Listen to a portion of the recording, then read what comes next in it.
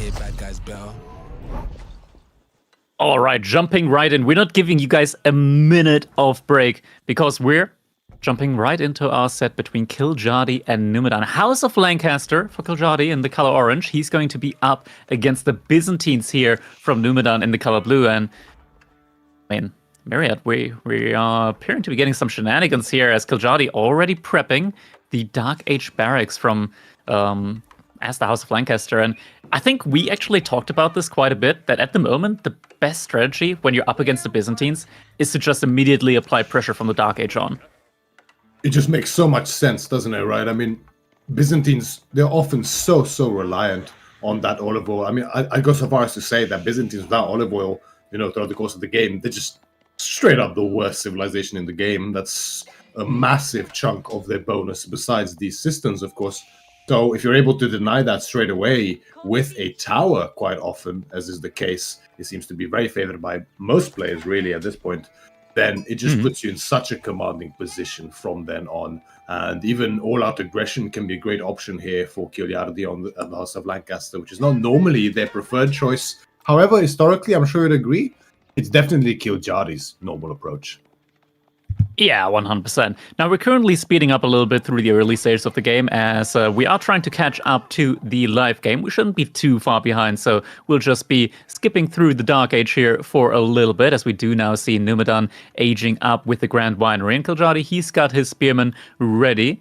Could potentially also see a villager go for an outpost rush, as Kiljardi has actually gathered up additional wood for an outpost. And there we go, villager is up and about now, building that outpost up. This is the key to harassing the Byzantines early on here, as their main priority is going to be getting that olive oil from the berries underneath the Grand Winery. And the best way to just make sure that doesn't happen is getting that outpost up. You deny the olive oil, you're able to significantly delay the mercenary time from the Byzantines, and that just helps you so much when it comes to making sure that your opponent doesn't have a tempo advantage. But we do see Numudan reacting to that. 6 villagers, Akratoy defense already has been activated here. And they're trying their best now in order to deal with this rush. Now, the thing is, though, that when you have Akratoy defenses active, your villagers actually do not get access to torches, but they still do a lot of damage to buildings. Now, Numudan is actually going to be the one here that is trying to get the outpost up. Has to be careful about his scout, though, and yeah, he's just rushing up that outpost non-stop now. But it looks like Akratoy defense has expired, and now these villagers don't really do that much damage, man. They're no longer a threat to the spearmen, and the spearmen are starting to pick off villagers now that are trying to build the outpost. Yeah, it doesn't look like it's going to go up. He's having none of this, right? He does not want to let this go up at all, so denies the one from Kiljardi straight away. But getting up his own, that's pretty ambitious in the Dark Age. And, it was a great pull by Kiljardi, right? He cancelled the tower without it being touched at all, so he gets the entirety of the wood cost refunded and is now able to just completely replace it. And he didn't lose a single spearman, I believe. Yeah, he didn't lose any. The destroyed value is purely from the 2 towers. Now, Numudan, without Akratoy defense, is going to look to make another defense here. One of the spearmen goes down. Second one, also very low health, and also goes down. A villager from Numudan gets shot by the short bow and just gets away with his life. A second one as well barely escapes here. Only 2 spearmen left alive for Kiljardi, both very low. The tower's denied. That is absolutely crazy. It is a ton of idle time here, though, at the end of the day for Numudan, but so worth it just to make sure that your opponent doesn't have that outpost on the berries there. Denying that olive oil at the beginning is just so important here for Kiljardi, but Numudan now is going to be able to get the Lamentani out, and with that will have the ability to just overall get an army mass going, be able to potentially push that outpost back. And once he's done that, he will be able to freely gather up the olive oil. I mean, the outpost, yeah, he tries to go for it again. There is no way for that outpost to go up now that the Lamentani are out there as well. Yeah, now Numudan, he's managed to weather the storm, so to say. A little bit of idle time cost, but in the end, no damage taken. And Kiljardi has managed to also get up to feudal age. We are going to be seeing some manners coming from him. And yeah, Numudan looking in a fine spot, as now he's starting to add in the second cistern. Exactly. Oh, And Limitane on the way as well for him, right behind this house coming in as well to prevent any kind of further block. And the issue here for Numudan is there's so many low HP villages. Luckily for him, Kiljardi did opt for the Lancaster Castle, so there will be no Abbey of Kings shenanigans with any yeoman follow-up aggression, because that can be a good choice here for the Lancaster. We have seen that work in the past. However, Kiljardi is just going to stick to the tried and true boom with the Manus here. First one on the way already. Upgrade coming in for the Spearman as well. However, notably, there is no dare push in for Kiljardi behind us. Yeah, could opt for it, but as you mentioned, none so far. And we do see Numudan utilizing his scout behind this to still take a look at what Kiljardi is doing. With the mercenary house is coming in now, and Numudan, he's getting a good amount of olive oil per minute now, courtesy of that Grand Winery. Looks like Kiljardi is also completely pulling off the gold now that he's managed to get enough for his second manor now, or rather the third manor. So it looks like we will just be seeing a 3-manor fast castle age potentially, as I do believe these villagers are going to be staying on gold after having built that that third manor. Also a little bit of an olive grove switch up coming in here now from Numudan, just making sure that his farm transition is going to be very natural and smooth here for him. And now, first couple of longbows are going to be in queue, meaning that he's going to be very, very easily able to defend not just against the spearmen out on the field from Kiljardi at the moment, but also any potential yeoman that could come in the future, as we do see Kiljardi now also opting for some of those.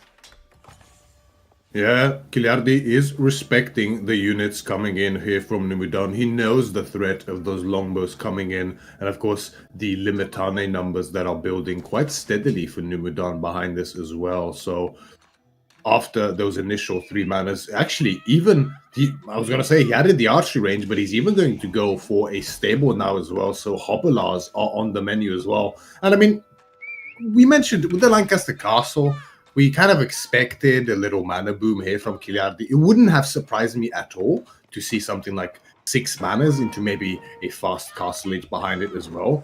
But Kiljardi doing as Kiljardi does, it is going to be just 3 manas into production buildings and all-out aggression, apparently. Yeah, definitely something that, in theory, Byzantines, after the first couple of minutes in the game, are going to be able to deal with. We do have a couple of spearmen trading out with Limitani at the moment. The Yeomen are going to be able to do some great damage. First couple of Hobbelars are in queue. Behind this, Numudan, he has expanded onto the map. He has started setting up some buildings there at the top side. At least there we go. We're getting an outpost, a mill, as well as an additional cistern and a blacksmith up for Numudan there at the top side. So he will definitely be ready to try and deal with this aggression that's coming out from Kiljardi at the moment. And these longbows, they are very, very difficult for Kiljardi to deal with at the moment. And yeah, we're getting close to Numudan being able to afford the second pack of mercenaries now. The military mass can very quickly escalate for the Byzantines now at this point. There we go. Second batch of longbowmen has now been queued up. A lot of upgrades are coming in at the same time for Numudan. So we're getting wheelbarrow, first couple of blacksmith upgrades, and some arrow slits in placement as well for that outpost. So it's going to be quite difficult, actually, for Kiljardi to try and do some damage here. There we go. Villager is able to survive as well at the moment. Hobbelar, they do dive into the back of Numudan's base, trying to find some damage here potentially as well. We are getting quite a bunch of the Hobbelars in, but I mean, we talked about it as well, like at a couple of occasions, that the Hobbler, in comparison to a horseman, they don't feel that great. They do become much better of a unit in Castle Age if you go up with the King's College, as you are able to upgrade them and provide them with a very, very nice charge damage there as well. Yeah, once hill training does come in, the charge damage can be so scary from these Hobbelars. Indeed, they are even able to take out a Sprinkled with a single charge once they have a few of those melee upgrades in for them as well, which can be, that's not something to scoff at without a doubt. 10 yeomen on the field now for Kiljardi. He indeed mustered the nobles behind this as well with his triple mana, so 5 demi-lancers on the field as well. And this is starting to be a nice little army here for Kiljardi. Definitely a mass that he can begin to contest Numudans with, as Numudan he did go up to that system level 3. I think 4 might be on the way for him as well once that aqueduct does connect. And the economic prowess that you get from Byzantines cannot be understated in this situation. However, if you don't invest enough in those units, it can leave you really exposed.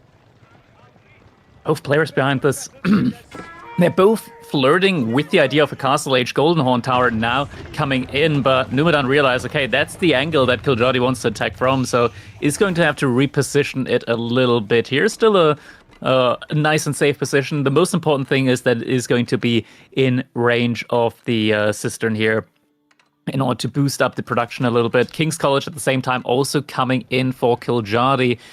But I gotta say, Myriad, at the end of the day, like, the House of Lancaster, they do really feel like they're the they don't scale as well in the economy department as the Byzantines do. All of that olive oil income at the beginning of the game, it just boosts up your income so much. And now the cistern scaling that's coming in as well, it just further solidifies the scaling advantage that the Byzantines get. Emplacement fortification is also in on that outpost, so it's going to be very difficult here for Kiljardi to burn that down. But now Age-Up comes in for him as well.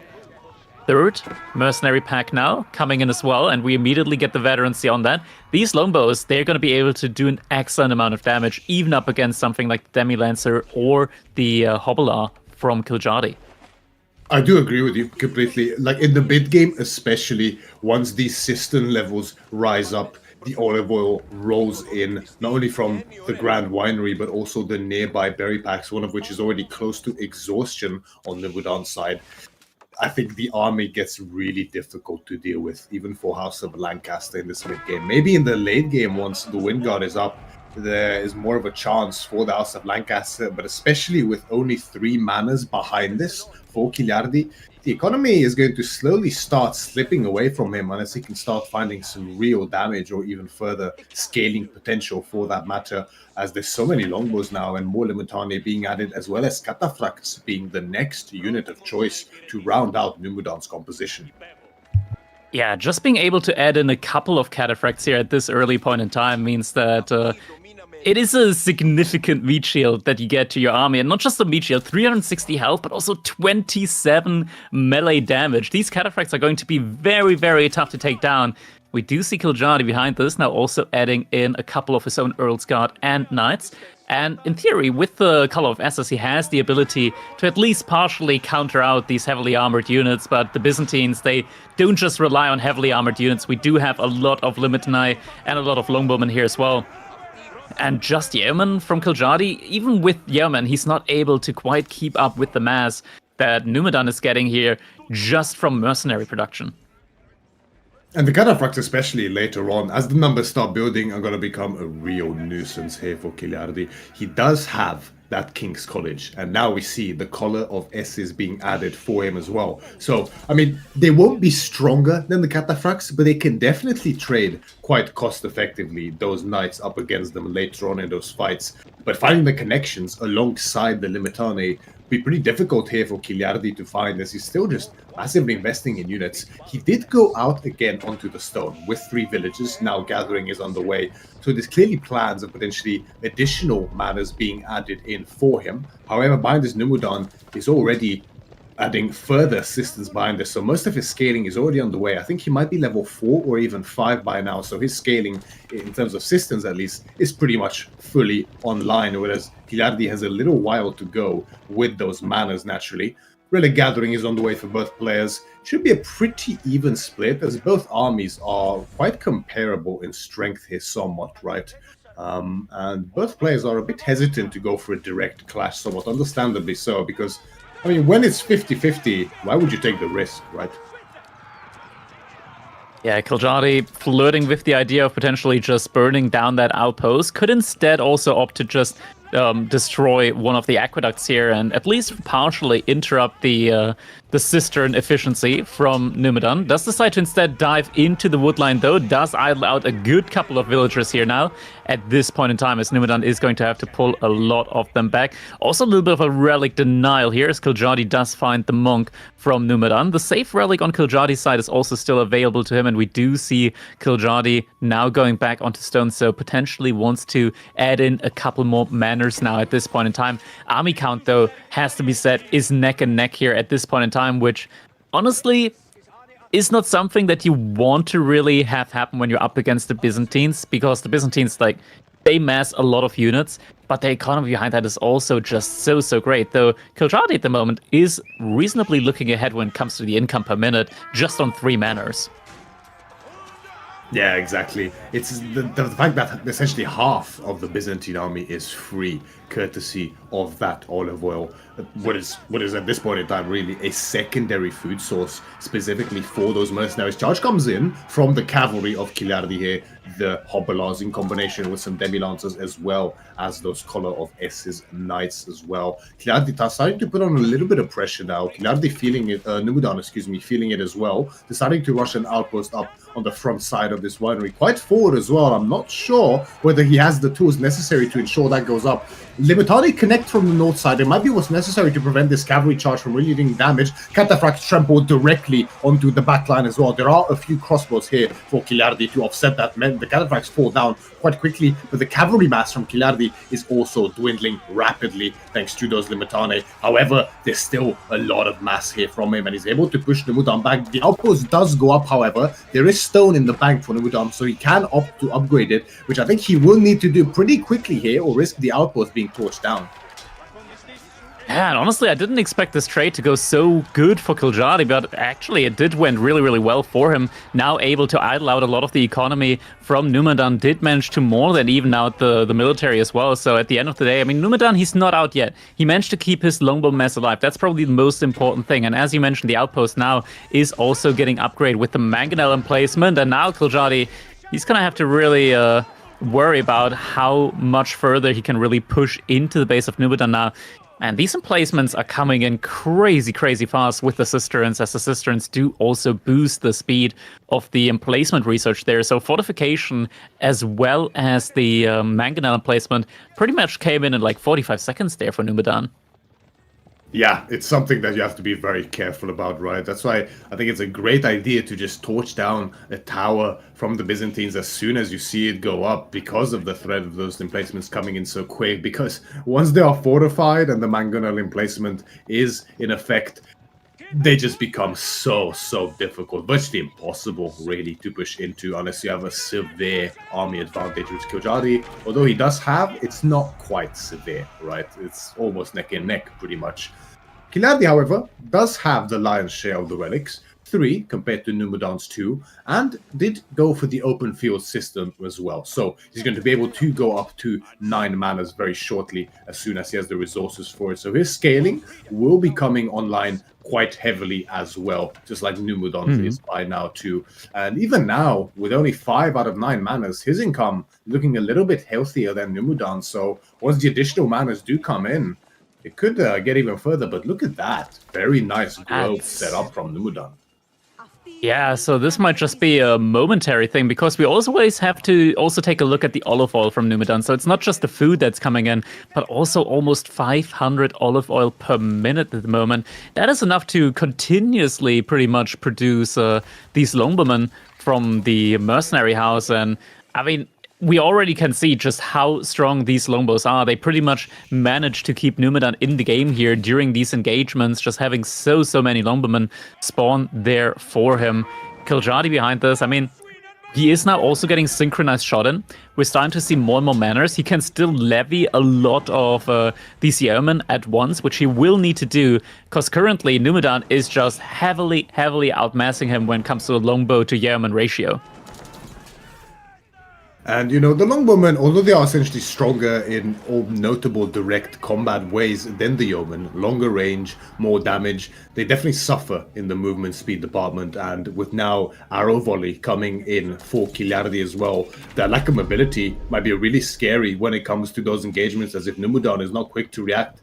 The numbers advantage of his longbows can very quickly be offset by that volley if it does come in and is not reacted to. And Kiljardi keeps massing those yeomen, recognizing the necessity for those numbers to keep building, as they will do with most of Numudan's composition. But the cataphracts, the numbers are building, and they are looking very, very scary as well. Kiljardi's army production has slowed down somewhat, thanks to him adding in more and more manners, so he definitely wants to be careful with any engagements at this point in time, until he has all of them complete. Only one still necessary for all of them to be up. Numudan starting to go towards the mid-map. Money shot does come in. Decent connection there, but not quite the damage that Kiljardi was looking for. And now Numudan, I think he feels pretty confident in his army mass at the moment. Does still... No, it's pretty neck and neck right now when it comes to the army count, but there's a lot of cataphracts now, and never underestimate the cataphract charge, because typically we do see the spearmen try and dive forward to intercept the cavalry, but when they can just dive through, you can find yourself in a spot where your spearmen are out of position when the cataphracts do connect to the backline. Kiljardi 71 to 74 military here, and Numudan, he's feeling very confident. He's charging in quite deep now into Kiljardi's base. Kiljardi does still have a lot of resource, and we do now see the second levying coming in for him. So just in a little bit, he will be able to...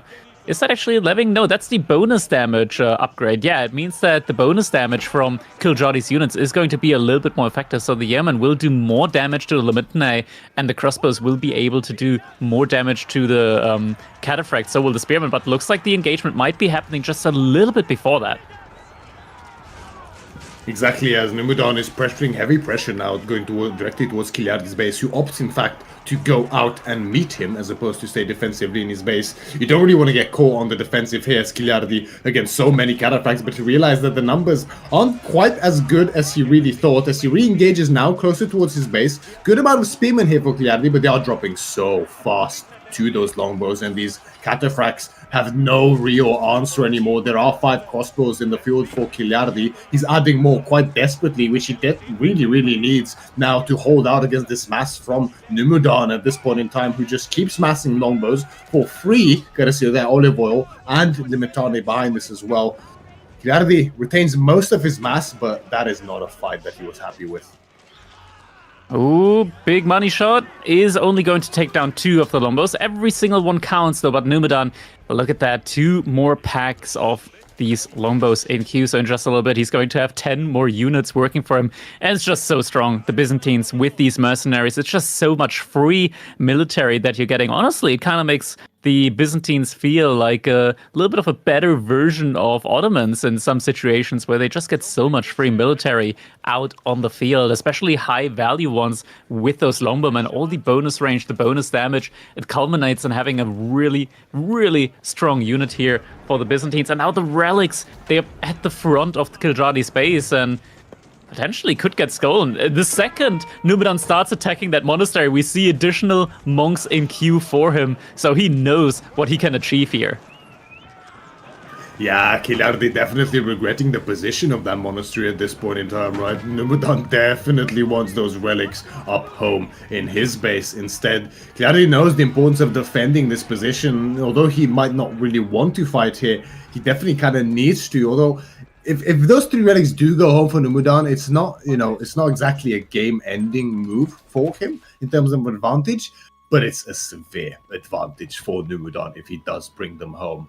We talked about that scaling. We talked about that late game prowess. Both of these civilizations are really potent in the late game. So what really determines what breaks it in the end is going to be those micro advantages that have been gained throughout the game. And part of that is those relics. Kiljardi looking to offset a little bit of the pressure with a nitrate here. Finding villages, idling them out well. But, there's a mangonel emplacement. The units, cataphracts, same speed as a normal knight. They will be able to meet here and deal with this quite effectively. So besides a little bit of idle time, not too much damage is found.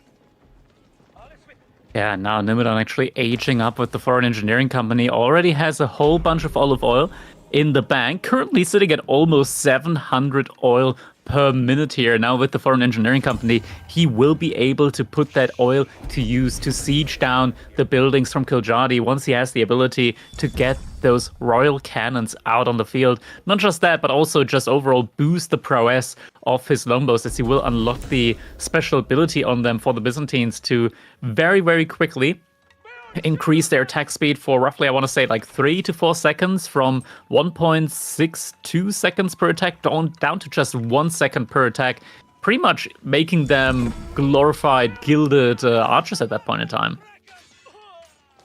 Exactly right. Not to be underestimated, those longbows, once those upgrades come in, the volley indeed, combined with incendiary arrows, which will undoubtedly be prioritized by Numudan quite shortly, because with 45 longbows on the field, that is a mass that deserves it without a doubt to reach a point of damage that is just absolutely oppressive without a doubt. The elite upgrade coming in for the longbows, as well as for the limitani, not for the cataphracts yet. They are very expensive, of course, only 11 on the field, so it makes sense not to prioritize that. A little bit more raids being found here by Kiljardi. Knights as well as crossbows combined with yeomen and spearmen on the field for Kiljardi. Very much a mixed composition for him, but the quality is now going to really, really suffer as he's quickly rushing to get an age up himself, but the timing might be a little slow here. Yeah, he does have a pretty big mass of knights out at the moment. We're also finally getting the 9th manor in. That was kind of missing here for a little while. Question is, which age up is he going with now? He already didn't go for the White Tower, so he's missing out on one of his defensive landmarks.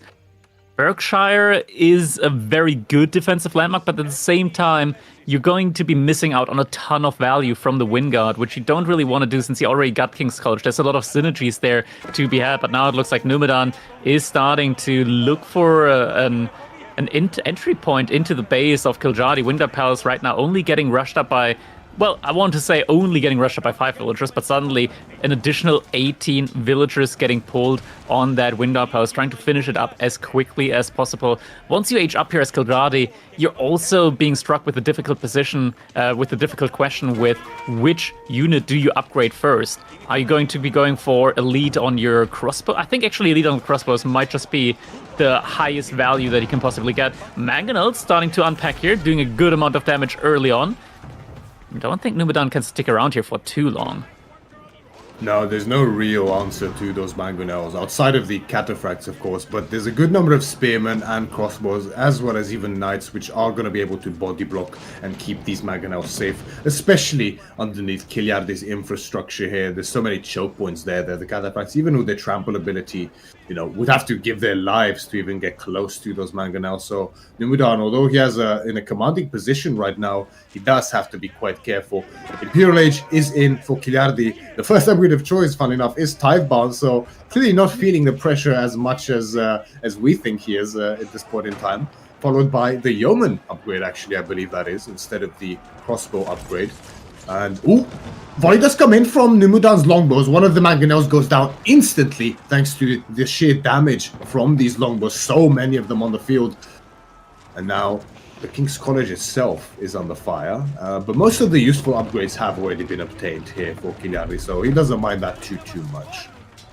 Yeah, Skutic also coming in now behind us, so Kiljardi kind of going for more economy-focused upgrades here behind us. We're also getting elite on the Yeoman and the Spearman, but now Numudan, he still has a massive army ball in front of Kiljardi's base. More and more of these cannons coming in as well, and behind this, looking at the resources from Numudan, he's got a massive bank of resources right now prepared. He can replenish this army 2 times over from the looks of it, but we do see Kiljardi using the synchronized shot ability here on the backline of Numudan's army. They're still trading out at the moment, but it feels like Kiljardi is just not trading quite as nicely here as Numudan, as the mangonels have been taken down, and also manors going down now due to the cannons that are coming in.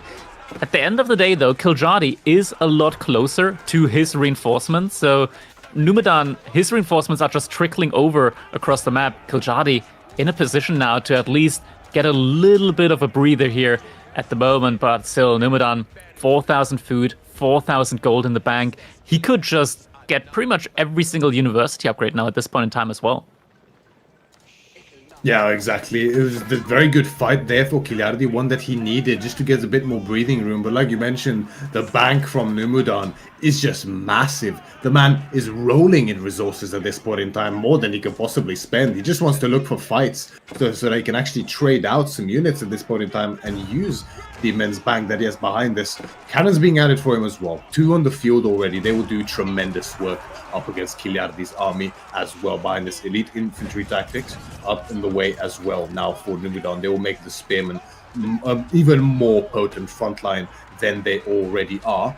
Kiljardi putting the Wing Up Palace to good use here, right? We see the cavalry being called in from it. Hobolars in combination with Demi-Lancers will be a very suitable frontline up here. Maybe not so much against the Limitane, however, but will do well up against the longbows. Now Kiljardi, maybe overextending a little bit, overestimating the strength of his army in comparison to Numudan's, as now in the mid-map the reinforcements are equal, of course, and Numudan's superior economy at this point in time will shine through, as Kiljardi has no front line left to speak of besides the few cavalry that are produced from the Wing Guard, and is once again pushed all the way back to the safety of his base.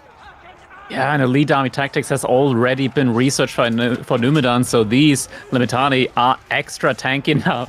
Lumber camp gets put up, but immediately gets taken down by a cannon. Kiljardi struggling for points of access when it comes to resources now as well. Also falling behind further and further in the economy count. Numudan's economy just looking so strong at this point in time. Still almost close to 700 olive oil per minute. And these 2 cannons, every time they shoot, a unit from Kiljardi goes down, be it a villager or military unit here. Yeoman, Kiljardi's just trying to mass as many as possible, but this is just a pure meat shield at the moment of Limitane making its way through onto the units from Kiljardi, and he just cannot outmass at the moment for the life of him. Exactly. Even if the yeoman numbers are very favorable for Kiljardi in comparison to those longbows, it takes so long to eat through that Limitane frontline, buffed up by elite army tactics, additional health and damage on them as well. And incendiary arrows now on the way in for Numudan as well. That is going to be what really makes the ultimate difference in these fights in his favor. You know, for Kiljardi, he doesn't have his tier 3 ranged armor or damage upgrades. Incendiary arrows is also not an access point for him yet, as the wood is starting to become a severe struggle for him. However, he is going for the gunpowder regiment behind this, which, I mean, you know, the Rebaldaquins will do good work against the Limitane. The Covrins will be nice as well. I feel like keeping those Rebaldaquins alive against longbows is going to be a tough piece of work. Yeah, definitely. And that Incendiary Arrows upgrade just came in so quickly thanks to Dialecticus behind this. We're also now seeing a potential switch into mass horsemen from Numudan, as Kiljardi is just completely focused on making only Yeoman at the moment for the life of himself in order to keep dealing with those Limitane, with those longbows. And yeah, now biology coming in as well, meaning that Numudan, he is going to really just hit the ground running with incredible prowess there once those super upgraded horsemen will come in. Yeah, precisely. Horsemen are not quite in queue for him yet, but he is preparing the transition. Veterancy coming in, biology so quickly coming in thanks to Dialecticus.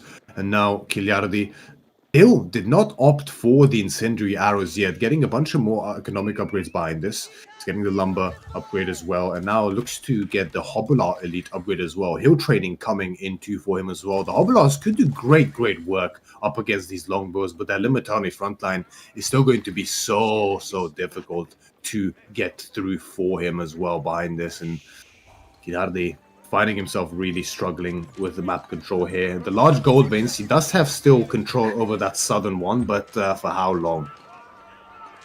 Skill shot does get dodged here by Numudan. The Limitane, they also have the painted shield upgrade, so they do move quite a bit faster.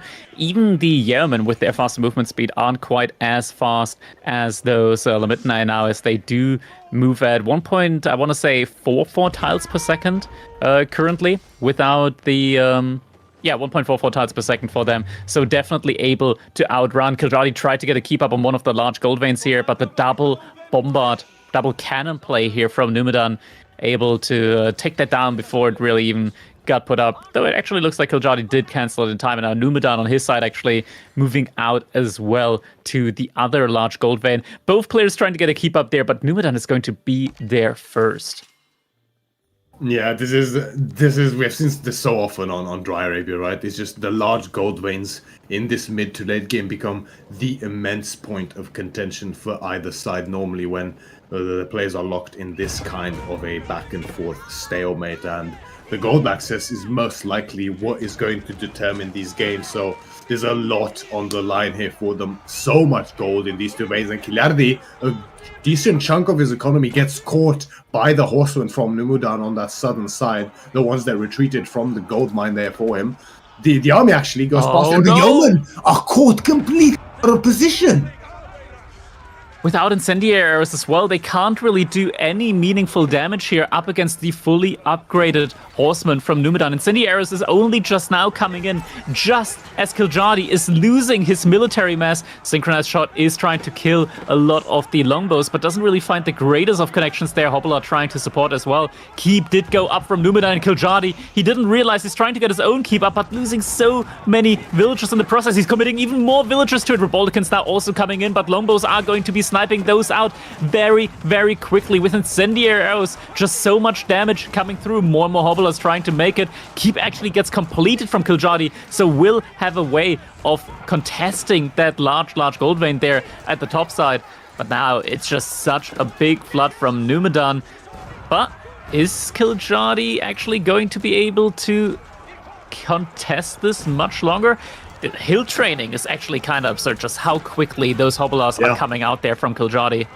Yeah, and it's not just the production speed, but the charge damage as well. If these hobblers just keep going back and forth to charge, they will actually trade out very, very effectively, even against these biology horsemen from Numudan. And I think Kiljardi does not have biology just yet. We can have a little check on the HP to find out for certain. However, incendiary arrows is for him yet, but yes, no biology in for Kiljardi yet, but these horsemen are still definitely weaker than the Hobbler, even a direct engagement like that, as long as they just charge at least once up against them. So much damage will be dealt by that charge, and the remass speed of Kiljardi cannot be understated. Still, however, still at a population deficit overall against Numudan.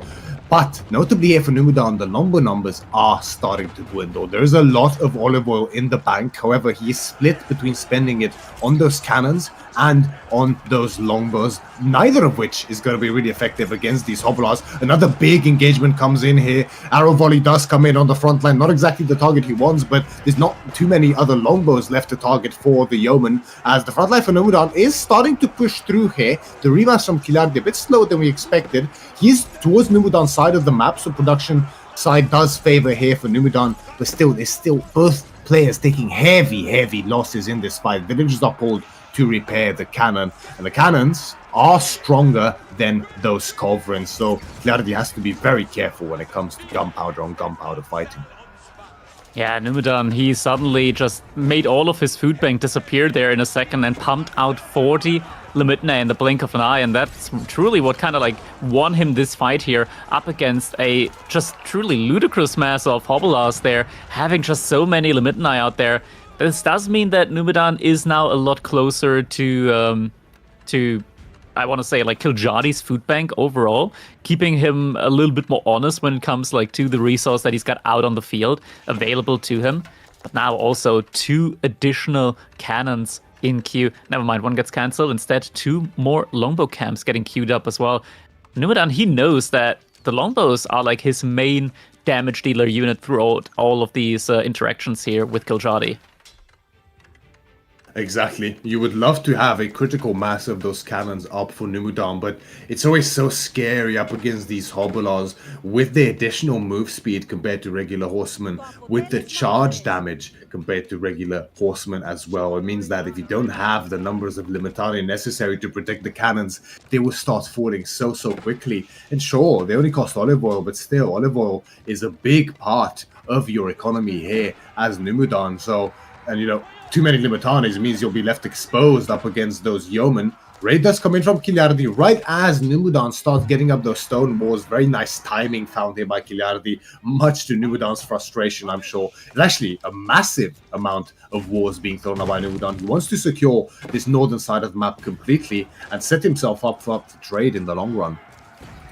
Yeah, Kiljardi behind this does have a Culverin that is starting to try and take down that keep from Numudan here at the top side. And once that keep goes down, Kiljardi will find himself with access to an additional 8,000 gold here. He does still get a lot of passive gold in from the 3 relics that he did capture, as well as Scootage. So right now, passively, gold-wise, he is still looking fine. But Numudan currently does have access to a large gold vein at the bottom side, so should also be able to get a lot more gold now in and just keep flooding these premium units. He's now also up to 17 Varangian guards. Yeah, the Varangian guards will pad the front line even more here for Numudan, right? It will make the Yeoman use so much of the damage on them instead of the Limitane, which can then have more room to deal with this Hobbler mass from Kiljardi, who himself is on over 58 Spearmen, more in queue, 10 Yeoman in queue as well for him as well. Banks for both players are somewhat staggered, right? We see an immense amount of food for Numudan, but a huge amount of wood now for Kiljardi, something he really struggled with beforehand, now has in abundance. The keep from Numudan on this northern gold vein did fall to Kiljardi's Culverin, but his own keep is under threat from that cannon. Oh boy! Kiljardi, however, switches completely and goes to the southern side, idling out the gold. Yeah, and without boiling oil, this keep doesn't really pose too much of an issue here for Kiljardi. He's also getting the upgrade for his Spearman, adding an additional 3 melee armor on both his Yeoman and his Spearman now. Still trying to go for some raids. He's got a really good army count at the moment, up to 113 units, but he did end up losing his keep at the top side. And now just rebuilds the keep at the bottom large gold vein there and tries to secure that. Numudan has managed to finally rotate around, though. I wonder how long this will keep going on with them just trading keeps between the northern gold vein and the southern gold vein, as it feels like we have been here before already. More Hobblars streaming into Numudan's base, not something he's happy with, undoubtedly. However, that means that there's a bit less army population in the mass here for Kiljardi, as Numudan takes the opportunity to push ever forward. He has himself a very scary army behind this, 26 Varangian guard. Culverin gets abandoned a little bit on the front line and will fall just in time there to Numudan's horsemen. Now, Varangians with Limitane as well as longbows, full infantry composition here from Numudan is going to clash in a massive fight here in the center of the map. Kiljardi's yeomen teeing off on that front line, melting them quickly, and the extra upgrades here from Kiljardi are really paying through the melee armor in combination with now incendiary arrows as well. I believe infantry tactics might be in for him as well. Behind this, we could have a look to check just in a bit. The cannons, however, do a lot of work from Numudan as well. But the remass is so quick here from Kiljardi, however, from Numudan as well. Hobblars from the north side connect onto the cannons. One cannon going down, the second one also going down. And the Spearmen, they just did such a great job there up against the Varangian guards, not only having a little bit of additional melee armor there thanks to the upgrades, but also reducing the armor from the Varangians, meaning that the Yeomen were able to deal with them a lot more effectively. Currently, Numudan still just running on the resource that he had prepared in his bank. The gold bank is now completely dry for him. He cannot really afford to make many more Varangian guards now at this point in time, as we gotta always remember the Varangian guards cost a lot more gold than other men-at-arms. They cost 40 gold. They're very expensive for men-at-arms units, so it's not really easy massing a lot of them. At the same time, though, Numudan raiding with horsemen. Kiljardi, he just lost a lot of villagers as well, as he did pull a lot of villagers forwards trying to get that keep up, but they got caught in the crossfire. Now, Numudan does actually have the military number advantage here and is starting to try and overrun Kiljardi in the middle here, as the Spearman, the front line, is running out, and now all the Yeomen are in danger. Yeah, massive Hobbler connection behind this for Kiljardi, though, is going to pad the front line a bit further, but it's still starting to fall. The Yeomen are left exposed. The cannon still doing work behind this for Numudan. The Culverin so slow. It's barely able to roll along out of the fight. It doesn't seem like we have the movement speed upgrade for Siege just yet behind this. And Kiljardi, suddenly, his food bank is depleted. He cannot remass down to just half population out of 200 now. Yeah, down to just about 100 population. He did have a lot of yeomen in queue, but it's just so difficult because now Numudan, he's just floating so, well, not really floating, but he's running so many horsemen into the base of Kiljardi, and Kiljardi, he just cannot keep up with all the horsemen that are just trying to find villagers here from Kiljardi. Kiljardi down to 60 villagers compared to 100 from Numudan. Now he does have manors, at least 8 of them up, but still, at the end of the day, Numudan, with the cisterns, does have the better economy here compared to Kiljardi. Always has that olive oil income helping him out as well. Exactly right. The manors are invaluable in that mid-game to pad the economy here for Kiljardi and allow him to have a tremendous army mass advantage potentially. However, when it comes to this ultra late game, the additional gathering rate from those cisterns will definitely even the tide, and the villagers will end up being way better income than those manors. And the advantage of having a bigger army and needing less economy thanks to those manors, similarly to how the Malians do with the cow boom, if those army numbers are effectively contested, then you just end up being behind in economy and in army as a result, as Kiljardi now finds himself. Gunpowder contingent on the way for him again.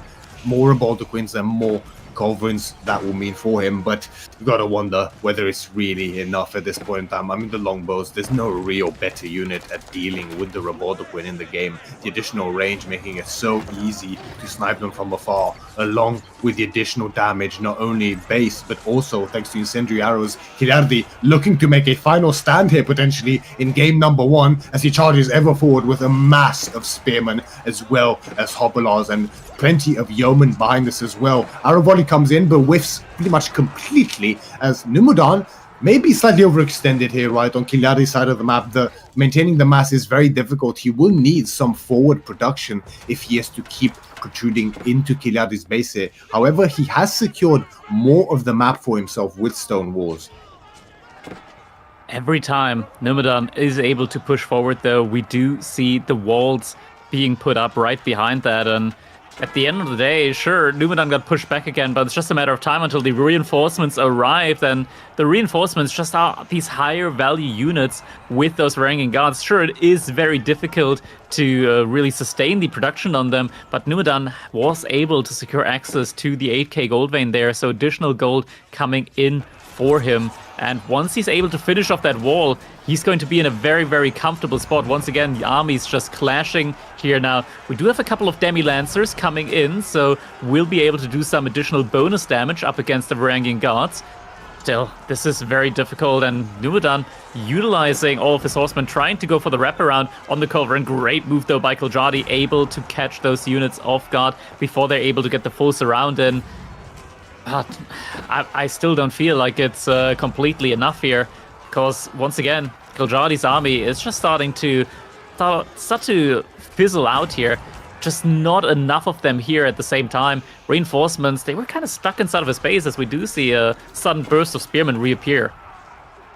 It's just the economy, isn't it? Numudan over double the villager count at this point in time. Kiljardi able to fuel a massive army, but just cannot fully reinforce it constantly. Still hovering around this 100 out of 200 population count. Meanwhile, Numudan, this is the first time in a while we have seen him just barely dip below 200 out of 200 as he keeps pushing ever forward. No more cannons for him, however, whereas there is one covering on the field here for Kiljardi, but still, it's just too much. There's been a huge amount of damage that's been dealt by Numudan in this game. You see 102 economy killed to Kiljardi's meager 34 in comparison, and Numudan pushing forward again. The production is going to favor Kiljardi on his side, as we spoke of, but the bank is no longer there. Previously, Numudan might have needed forward production to break through, but now might not even longer be the case. We do see another synchronized shot coming in, but Numudan, he has now managed to secure the large gold vein, and with that, suddenly up to 2,000 gold per minute, he is going to be able to start spamming premium units once again. Might not even need to go for units like the Varangian guards here, but could also just finally look to just mess up mass cataphracts only. He's got the option now. Instead, we're seeing a lot more upgrades coming in, but it is too late now for Kiljardi to muster up the defense. As game number 1 is going to be going over to Numudan. And what an exhausting game number one that must be, eh? I mean, excuse me, in games like this, right? I mean, losing it in the end must really sting, especially in what is essentially a neutral map in the form of Dry Arabia. And I'm sure some people would consider a bit of a neutral matchup as well, right? It's not a very common matchup that we see, right? So I'd say it's very, very close between these two civs. So losing in such a long game here really has to hurt. It does. It really does have to hurt. But next up, man, Myriad, this is something that we've seen a couple of times now from Numudan. We are seeing Numudan with the Mongols on a hybrid map, 4 lakes here. Kiljardi, he's got a very good civilization to oppose that with the Knights Templar. But man, we've seen Numudan with Mongols on this map before, and how do I say this in a nice way? It is very tough to kill Numudan with the Mongols on 4 lakes. Sort of how tough it is to kill a very specific insect that, I'm just going to say it. We do have players like that in Age of Empires 2, for example, as well. We do have some players that embrace the form of a cockroach. That is something that we might just see here as well. Once again, we did see it the other day with Numudan on the Mongols, just getting the Khaganate Palace out, losing almost all of his villagers and still sticking it up in the game, trying to get Baochans out on water. It can be truly crazy. Just trying to kill Numudan water is very difficult. It is time for us now to jump into our game number 2 between Kiljardi and Numudan. Let's dive in. Your poetic words definitely spell a likely course for this game here. In game number 2, between Numudan and Kiljardi as Numudan in the Mongols, what has now been described as the cockroach civilization in this case, and I have to agree, he's going to be spawning in the color red on the north side of 4 lakes here, up against Kiljardi, who finds himself a game down as the orange Knights Templar in the south side of the map. And quite the matchup. Not one I think I have seen before on this map being played. I mean, Knights Templar known for their immense prowess on water maps. We've spoken time and time again about how incredibly effective their economy is for those water fights, for those transitions. However, Mongols have found perhaps a surprising rise on this map, especially because thanks to the safe economy, due to that deep sea fish, which is very difficult to contest, even potentially for a civ like the Knights Templar, although out of all of them, they definitely could do a good job of it, finding themselves suddenly, out of nowhere, in Imperial Age with a landmark that provides upwards of 800 resources per minute in the most premium elite units in the game. Yeah, it's it can be kind of crazy once you get to that stage with the Khaganate Palace where it's just starting to print out these units nonstop. Especially since they're all elite up, and not just elite up, but also elite up with their unique upgrades. So Rus units, for example, getting access to Boya's Fortitude immediately. The Palace Guards having access to the additional health upgrade, or Nest of Bees with additional barrels, just shooting those couple extra rockets there as well with every single volley. It does make the Mongol Fast Imperial a very, very viable strategy. But we do see Numudan mixing things up a little bit. The last time we saw him on this map, he didn't actually choose to go for any sort of Dark Age aggression. This time around, though, we do see him opening up with the barracks and a couple of spearmen coming out. But Kiljardi, he's there with his scout, does spot that, and he will know what's coming. And I have to say, on this map especially, I don't really see this working out for Numudan here. This is something I've experienced myself up against the Knights Templar and attempted as the Mongols. The defensive advantage for Kiljardi on his side of the map, thanks to that superpowered Knights Templar economy, especially in these early stages of water, means that with a quick turnaround time, he gets up his own barracks. He might even go for a secondary barracks quite soon, and will be able to match Numudan's Mongols' Dark Age spearman numbers without too much worry. He may potentially lose the dock, however, Numudan will find himself likely quickly outmassed.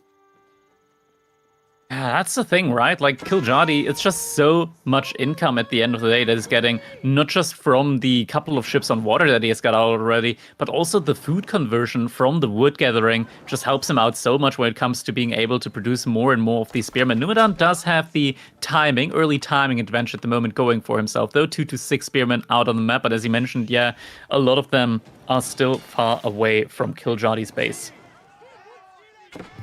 Numudan, I wonder when he will exactly stop adding these spearmen. He must know, yeah, he knows by now for sure the presence of Kiljardi's own spearmen behind this, so he will continue to add them as well. He might opt for a dock as well behind this, Numudan will, just to pad his economy somewhat more here, just like Kiljardi has done. We do see, yeah, the villager did move out onto that eastern shore for the pond to get up his own dock.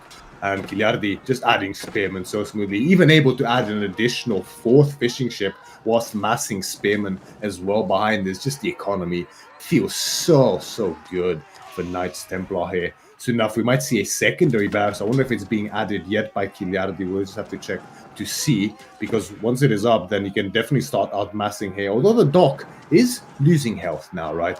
Down below 60% at this point in time, almost half. And if Numudan at least gets it on fire, then he'll be relatively happy with his investment, thanks to that bounty that he's going to get from the raid.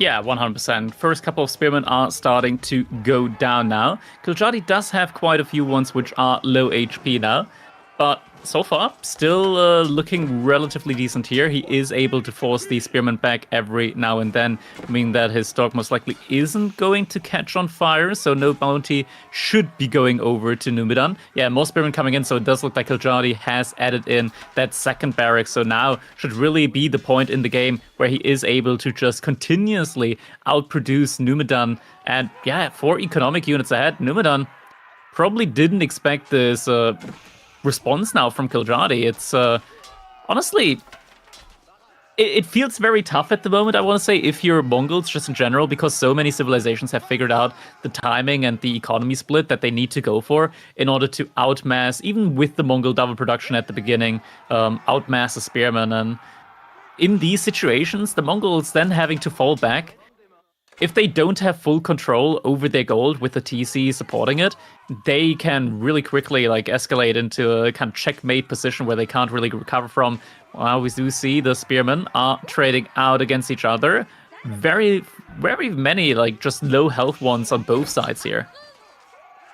Exactly. Just like you mentioned, the timings have been figured out for a lot of civilizations to make a spearman defense possible.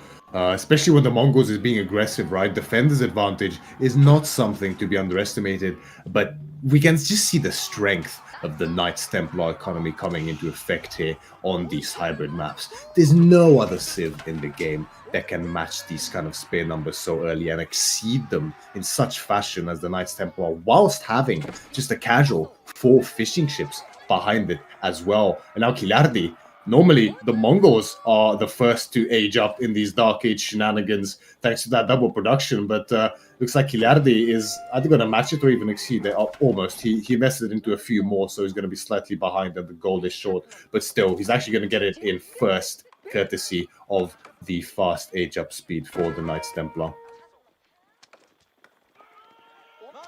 Now we do also have Deer Stones coming in, so age-ups are going to be coming in from both players. Now Kingdom of France, no real surprise there for the Knights Templar from Kiljardi. Numudan with the Deer Stones also just getting a little bit more movement speed in. Kiljardi now also sees the dock here from Numudan, is going to start torching that one down. We also have a little boar pull here as well. Kiljardi just still massing up more and more of these spearmen. Could actually get into a position now where he can overpower the spearman from Numudan, though. Now he's the one that's in the position of the attacker up against the defender's position, so reinforcements just trickling in one by one. Yeah, exactly. And Kiljardi is still just actively producing spearmen, right? I mean, these units will retain their value even into the feudal age. It will definitely dissuade Numudan from any kind of Keshik play. Numudan now finding himself in a bit of hot water, right? I don't think this is territory that at least he's often trod before in this situation. Normally, like this is the first time I've seen him open spears on this map as Mongols.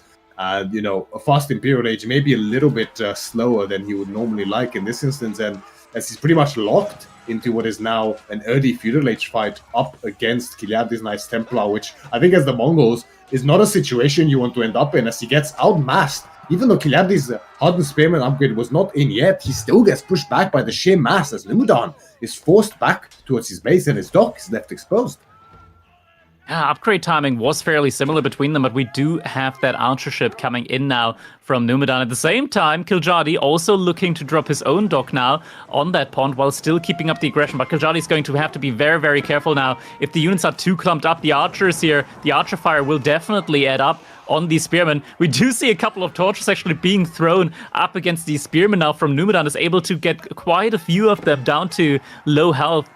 And Kiljardi, I think the villager that's building the dock has not been spotted yet by Numudan. Actually, the villager is a little bit busy, preoccupied with one of the wolves there that is trying to take a bite out of him, but will eventually be able to start that dock, and I don't think Numudan has vision on that. Actually, he's sending a unit over. He knows galley. the magic knowledge. Ooh, the bill goes down. The dock is cancelled. There'll be no dock. However, the spearman mass for Kiljardi is just obscene at this point in time. Archers being added in behind this as well. Numudan is a little bit ahead in economy, courtesy of the, of course, the 2.5 villages that Kiljardi sacrifices. 3 villages, actually, that he sacrifices for that feudal age up. He does have safe passage in, however, so one pilgrim is going to start working overtime to bring in additional gold income for him. Wheelbarrow on the way as well. And Numudan somehow feels brave enough to go for a castle age behind this. Yeah, this is just incredibly greedy by Numudan here at the moment. But we see it time and time again from the Mongols on these hybrid maps where they do get just a little... You give them the finger and they take the whole hand. You give them just a little bit of food economy from the ships and they're like, oh yeah, fast Imperial Age it is. And that's kind of the thing that we're seeing here. But Kiljardi now finding those production buildings from Numudan is going to go for the Uvu first here. And really, there just aren't that many units from Numudan at all at this point in time. And if Numudan is able to get that fast castle age in, so be it. But if he doesn't have any production buildings, then really it doesn't achieve too much here for him. Kiljardi now also starting to add in some of those Knights Chevalier in the Chevalier Confrere for himself, and will have some armored units to dive the TC with. Meanwhile, Kiljardi has also just now expanded down to that southern pond. We see one dock up, maybe some fishing ships now in production for him as well. So theoretically speaking, Kiljardi, if he just keeps blobbing units and gets undermesh as well after that steeled arrow finishes, he should be able to just outright dive Numudan with impunity in the situation. The step redoubt is now on the way, but like you mentioned, the Uvu went down. The production buildings are now locked under the safety of the town center. He might look to blob some men-at-arms in order to potentially offset the sheer army mass that is here from Kiljardi, but the Confrere, in combination with what is already so many spearmen and so many archers, would be pretty decent up against low numbers of castle-age men-at-arms. And Kiljardi, he's feeling confident enough to dive now underneath the TC from Numudan. 40 to 9 military units at this point in time. Villagers are starting to go down. The entire economy idled out from Numudan, at least on the land side. The water economy still working behind all of this, but yeah, definitely very far from a good position. Castle Age not achieved yet, and now the villagers, they're just all over the place from Numudan. Yeah, he's forced to scramble, right? And, you know, the fast Imperial Age can often be on the cards when the opponent does age up to that castle age. Gives you a little bit of room to breathe, but Kiljardi, he's just mass-producing units. He's going to give Numudan no chance. He knows exactly what Numudan is planning, and rightfully so. I mean, it's the whole reason you pick Mongols on this map at the end of the day, for that safe economy to fuel that fast Imperial timing behind it. Kiljardi, ooh, the spears just missed the villages, but they do spot it in time and they're going to chase after them. And Numudan, he's still just, he's now starting to add in men-at-arms somewhat to try to defend here, but it's so little, so late. Yeah, it's not double. This also isn't. Yeah. So very slow men-at-arm production now coming in for Numudan. At least is going to be able to spend his food. He doesn't have any blacksmith upgrades either. He doesn't have wood for a blacksmith upgrade right now. He's got wood. Might be able to at least get Pierce Armor level 1 in. But gold, that is also like a whole nother issue for him at the moment. He does have a transport ship now. And I mean, we talked about it. Numudan, with the Mongols, he can be a little bit of a cockroach at times, and he is just going to use that transport ship, put his villagers in it, send them on the other side of the pond, and try and get some sneaky access to resources over there. You know, it's like the manifest destiny. Those villagers, they just got to go to the west side because that's where their destiny lies. Yeah, exactly. I mean, the transport ship just to keep the villagers safe next to that wood line if Kiljardi ever decides to dive there. But Kiljardi's just not slowing down. The last thing on his mind at this point in time, I think, is Castle Ages. He just wants to keep pumping units, more Chevalier, more Archers, more Spearmen. Every unit he can possibly make that's effective, he's going to make here. Undermesh now on the way form as well. So diving this TCs is going to become even easier than before. Numudan might not quite recognize just the sheer mass here from Kiljardi, as with just 6 measly men-at-arms, he moves out and is met with a very horrific surprise as a huge army from Kiljardi is marching directly towards those few men-at-arms from Numudan. And seeing just that is pretty much the entirety of Numudan's army, he's just going to dive outright. Yeah, he is, and with the Chevalier Conveyor, he does have a very solid response to these men-at-arms as well. Wants to get them down before the number really starts building up, and without the Curl Tie, there's no real sustained healing to those men-at-arms. So once they're gone, they're going to be gone for good. He does have level 1 Pierce Armor in, so at least the archers aren't going to be able to do more than 1 damage per shot, but it does add up. Like the steady drop is going to mine out the stone eventually, the rock, and yeah, villagers found yet again. Kiljardi behind the 61 to 46 on the economy, and now the men-at-arms, a lot of them just being very, very low on HP. But he does lose a lot of his own military. This game might still be going on for a while.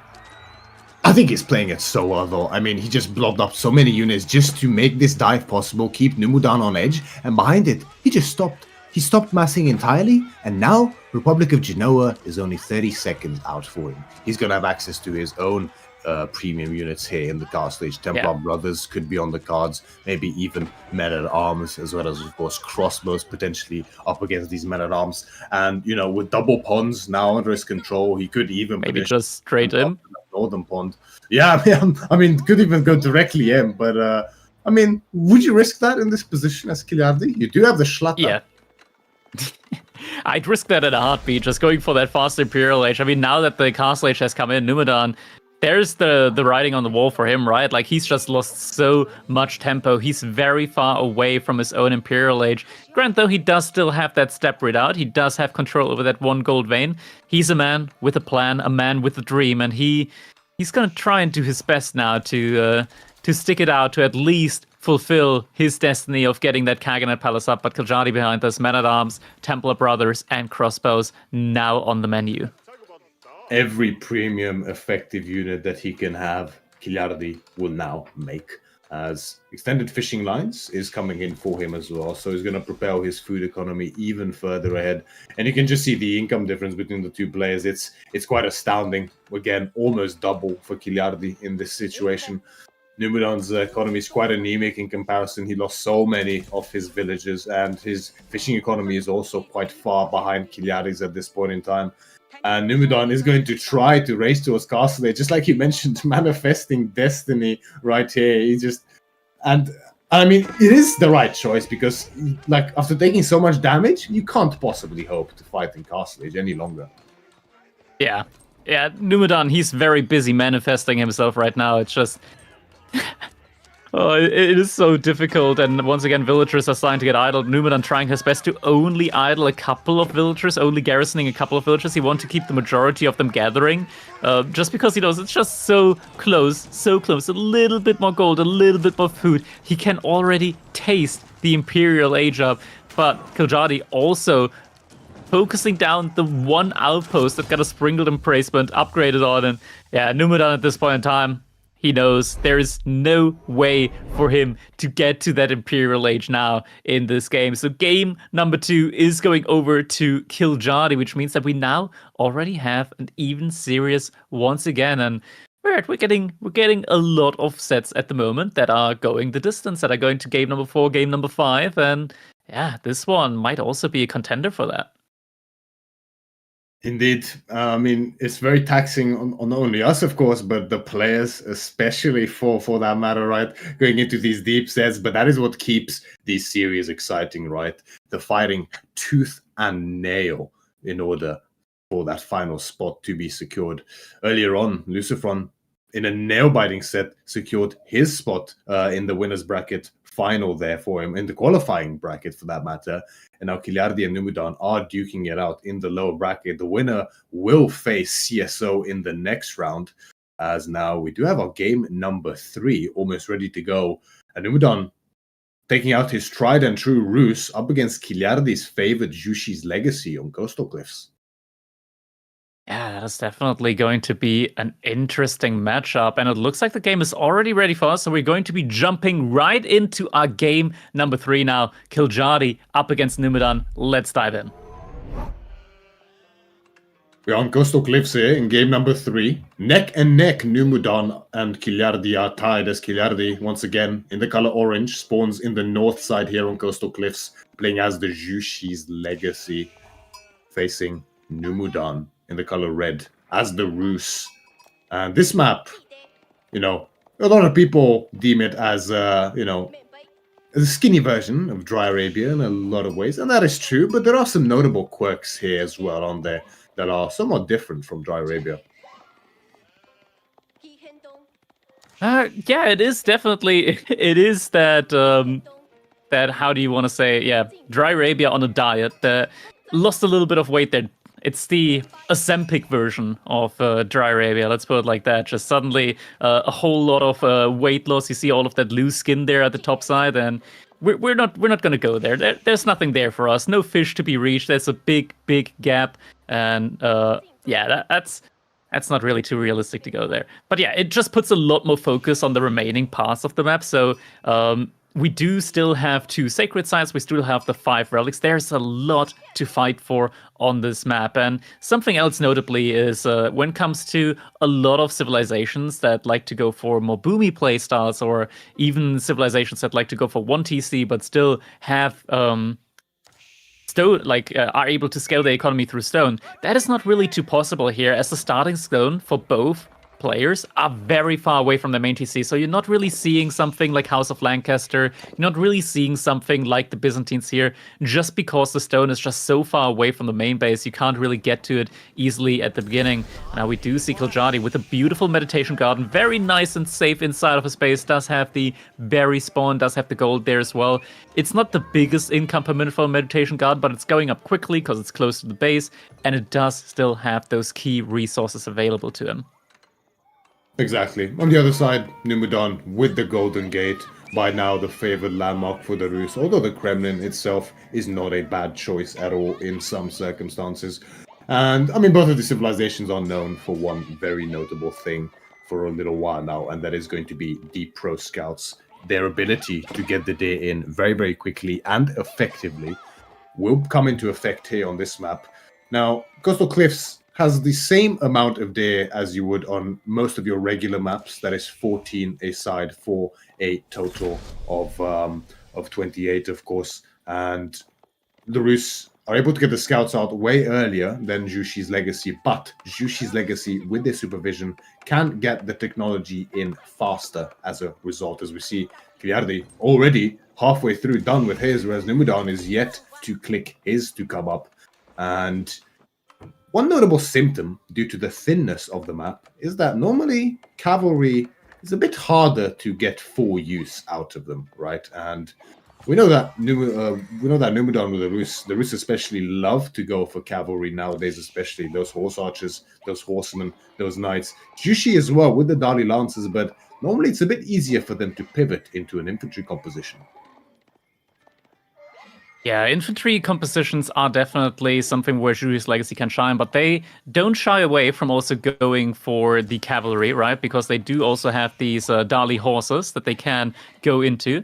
Sure, Rus, they do get additional health on their cavalry, but especially when you're up against cav archers, having additional attack speed on your horsemen can be very, very strong as you're just able to gap close and hit a lot more often. Helps you just keep the cav archer numbers close and just trade a lot better out against an other civilization horsemen would do, for example. Right now, though, we do just see, the typical. We do have pro scouts coming in here from both players. Numudan actually being the first player here to opt for a secondary unit, now adding in some spearmen to make the pro scouting a little bit more difficult for Kiljardi.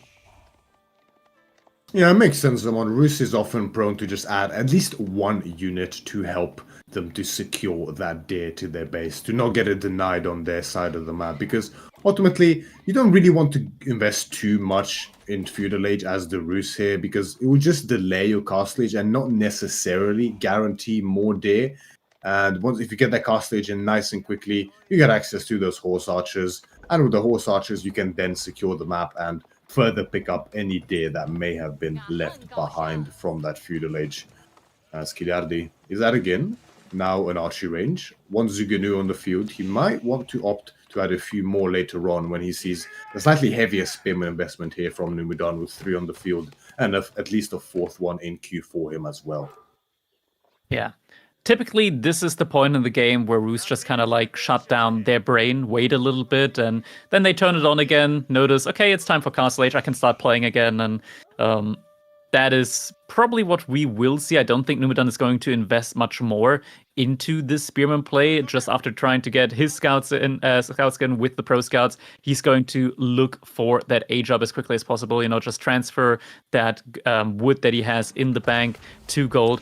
But looks like Kiljardi is actually going to be much, much quicker to the age up here. He only invested in a single Jugunu. Numudan investing into 4 spearmen is not going to be quite as fast. And we do have the Shaolin Monastery. Do look at the waypoints that are coming out from that Shaolin Monastery. Kiljardi already pre-queuing the Shaolin monks to pick up the relics.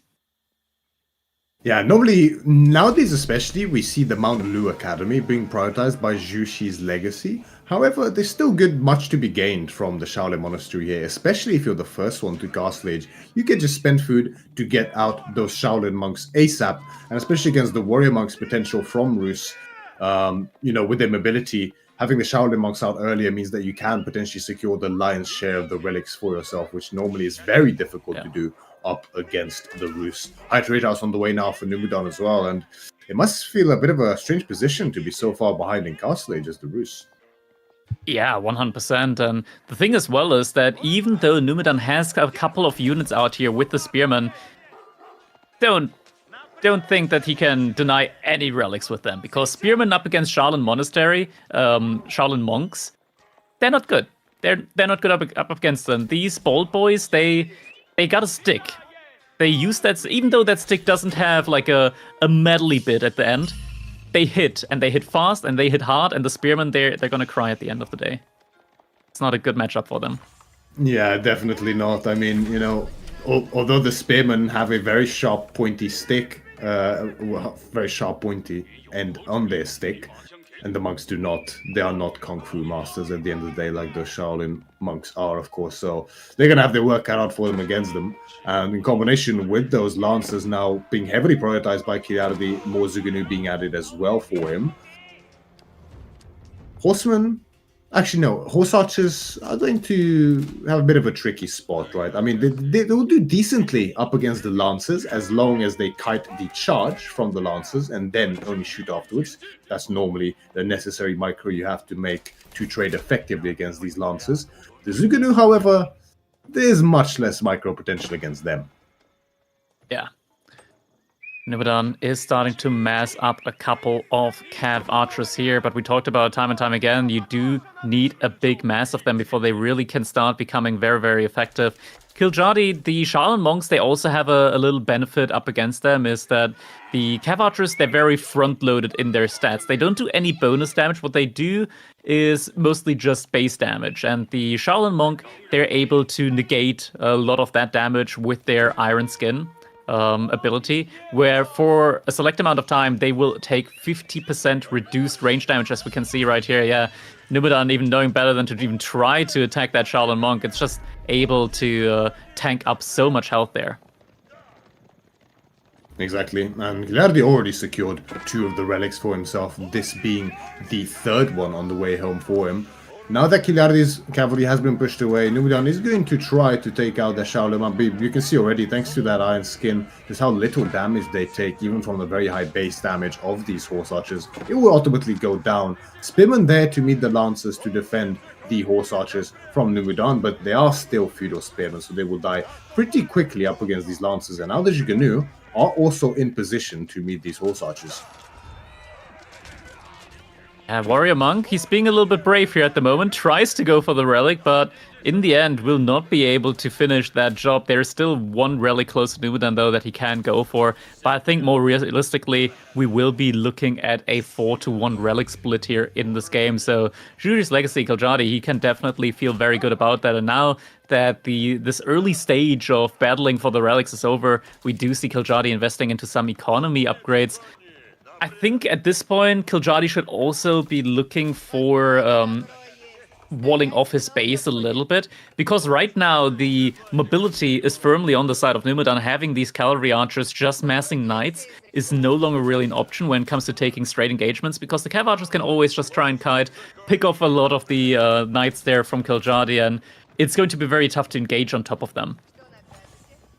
Exactly, and although the Jiganu, especially with all the upgrades, will trade very effectively up against the horse archers, they are even slower than regular archers, so just like you mentioned, the mobility will be even further expedited in favor of Numudan here. So wars for Kiljardi is definitely going to be the right decision, and the map is perfect for it as well, right? Especially with his spawn, those 2 sided wood lines, making a very nice entry point between them that he could potentially leave open if he wants, and just wall off the flanks there. And ultimately, if Kiljardi does decide to opt into siege as well, which he very well could with those nested bees that will also do great work up against the horse archers, he can then start to have fights on his own terms and slowly, ever so slowly, creep forward towards that mid-map and secure more and more of the map for himself, including that boar, which may be on the cards, as the deer, although very effective, will be depleted fairly shortly for both players here. Jugunu upgrade also coming in, so Kiljardi's Jugunu will have half a tile more range here, putting them, I want to say, on even grounds. Yeah, they're going to be on even grounds with archers, I believe, 4.5 to 5 range. I'm not sure, do Cav archers have more than 5 tiles? They might have 6, but I think they also have 5, so should have even range there. Actually, 4.5 tiles. Okay, so Jugunu will actually have more range now. Yeah, exactly, and you know that'll be very useful to help offset that mobility advantage, right? It will definitely make the Zuganu, which are better than China's Zuganu, really effective at dealing with them. Numudan trying for a raid here, but is met by a good amount of Zuganu as well as a Lancer to tank forward. They're not a fight he wants to take, without a doubt. Kiljardi was going for his own raid behind this, but is now instead looking to try to cut off these horse archers, angling towards the left side. The walls that we spoke of are coming up here for Numudan. Kiljardi, though, decides not to go for it, or is maybe a little bit slow on the draw. Doesn't quite trap those horse archers, but I think he could have. Yeah, could have potentially wanted to go for that, but right now, Kiljardi is in a very dominant position. He does have the majority of the military mass, and once these walls go up, he can finally start moving out without having to worry about any of these sneaky raids happening here from Numudan, because right now this is what Numudan wants to do. He wants to mass up a lot of knights as well and get a very high-value army out onto the map with Boyar's Fortitude and stuff like that as well. At the moment, though, Kiljardi is scaling better. It's just all about the raids. It's about trying to make sure that you're not hemorrhaging villagers now behind your superior army composition. Exactly right, and of course we did see those economic upgrades being prioritized nice and early for Kiljardi as well, so that will further help his scaling even better compared to Numudan's in this situation. Now more production being set up for him as well. I wouldn't mind at all seeing Kiljardi, especially now as the day is slowly running out, especially switching into horsemen as a front line here. They'll be much cheaper to afford, of course, and because you're adding crossbows anyway to deal with the knights, it can be quite an effective composition up against this horse archer knight mix from Numudan here. And with the wars going up for him, as long as he secures that side, he can then potentially go for the boar to further boost his food income. And with the relic advantage as well, as you mentioned, Kiljardi, definitely a nice position here. Oh, and looks like he heard me with the horseman. Yeah, Dali Horse is also coming in as an upgrade for Kiljardi, so both the Knights and the Horsemen are going to have very, very fast attack speed now. We do see him inching closer towards the base from Kiljardi, from Numudan. Is going to have to be careful though. Knights have been upgraded with Boya's Fortitude. We do have just a couple of crossbows in the army mix. Dali Horses has not been finished yet, and the Jugunu at the moment, they're actually focusing down the Knights at the front side, tries to give his Knights the opportunity to dive onto the Cav Archers. I think instead would have probably been better off just focusing the Cav Archers, because now with the superior mobility and the Boya's Fortitude, Kiljardi, he's probably about to lose all of his Jugunu mass. Yeah, I think that was a very overzealous push there from Kiljardi, severely overestimating his position in that case. He definitely had the advantage, but he can't just directly engage into Numudan's base like that, not even knowing the full extent of his composition. Slight mishap on the scouting there for Kiljardi, and now is actually costing him severely in this game, as that overextension may have decided the game. It may well have. Just looking at the destruction value here, 7,500 to 3,000. Kiljardi now is going to have to make up for a lot in this fight. Jiangnan Tower is coming in for him, so we'll be going up to Song Dynasty. We're also seeing multiple nests of bees getting queued by him. Yeah, the rest of bees, I mean, they're going to be helpful on the defense, but the army value, the destruction value, Kiljardi lost virtually everything in that fight there, and to what end? I mean, why would he go so forward like that? It's just so unfortunate, right? But it's something you have in the situation. You smell blood, you know you're in the lead, but you just slightly overestimate your lead, and you end up overextending. It can happen so easily in these action-packed, high-intensity games, and sometimes the price you pay is severe, as Kiljardi is doing now. As you can see, he's supervising out Nesta Bees, which is definitely what he needs on the defense here, but with no real front line, how will he protect them from all these horse archers and knights as well? Quali comes in, gets very nice connection on the exit there from the cavalry of Numudan. However, he will need a lot more of those to offset this army value lead that he now finds himself under. Yeah, this is a very tough position at the moment now for Kiljardi after losing just so many units, and now the horseman mass coming in from Numudan. Not just any ordinary horseman, but horsemen with the plus 25 HP from the Boya's Fortitude means that these horsemen can just dive past everything, and Kiljardi doesn't have sufficient spearman counters here up at the moment. Numudan is biding his time, right? He doesn't want to overextend just like Kiljardi did earlier. He's going to look for careful angles, but as I say that, he thinks he found an opening as he now goes directly in. Decent dodge on most of the Nesta Beast volleys, though they are very difficult to dodge. Of course, he moves directly into the wood line, and there's so many horsemen here from Numudan. There's nothing left from Kiljardi. 3 spearmen, 4 crossbows, 2 Nesta Bees. It's not going to be enough. Even the villagers now desperately trying to make a defense, but there's just not enough here. The economic difference is running far away out of Kiljardi's control at this point in time. Nearly half the villagers compared to Numudan's. Kiljardi, with an overextension, completely ends up losing his dominant position in this game, and Numudan is looking to take control and secure himself game number 3. Sometimes it can feel like up against the Rus, you're not sure whether they're scaling better than you or not, and this was one of those situations where I think Kiljardi just didn't know that he was actually in a dominant position scaling-wise. He did have the 4 relics. If he just took the game a little bit slower there, waited for more counter units to be coming in, more crossbows there in the army mix, he would have probably had a much better chance in those fights. Maybe even with a couple more horsemen, could have been able to take a better engagement up against the cavalry archers. But now Numudan, he's just flooding more and more units into his base. 64 to 30 villagers, second TC also being added in by Numudan, further escalating the difference here in the economic scaling. And Kiljardi, yeah, losing even more villagers. This is over. It's over, and Kiljardi doesn't really want to accept it at this point in time. Understandably so. I mean, every game matters so much in these best of 5s, especially now as we are in the lower bracket. So whoever loses this set is eliminated from the last qualifier, and essentially, you know, their chance of qualifying for the last spot in Copenhagen is gone like the wind. And now Kiljardi, a third of Numudan's economy left in this game. You might have the relic lead, but that is no longer an issue, as yeah, we do have a speed up here. Kiljardi He's known for this sometimes, right? He definitely likes to fight tooth and nail till the last possible second, but the numbers tell no lies. It is undeniable. GG is scored as Numudan takes game number 3.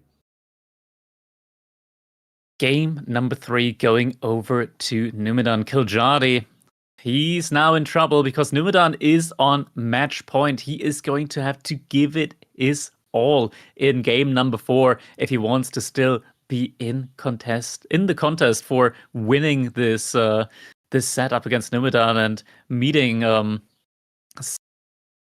CSO in the loser bracket final.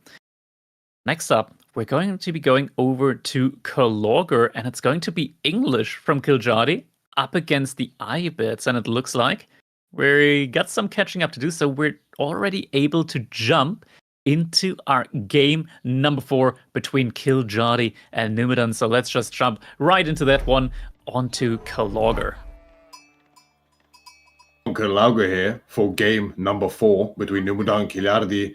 Kiljardi finding himself one game away from elimination in qualifier number 3 as he spawns in the south side of Kalogger in the color orange as the English, facing Numudan in the color red as the Ayubids, spawning in the northern side of the map. And Kiljardi definitely must be feeling the frustration from that last game. You know, just slightly overestimating his position with that push there, and as a result of which finding himself suddenly a game behind after being in a dominant position. It never feels good, but it's something that can happen in these situations, and is now going to rely, not something you'd often expect in a match point game. He's going to rely on the English to get him out of trouble here on Kalogger.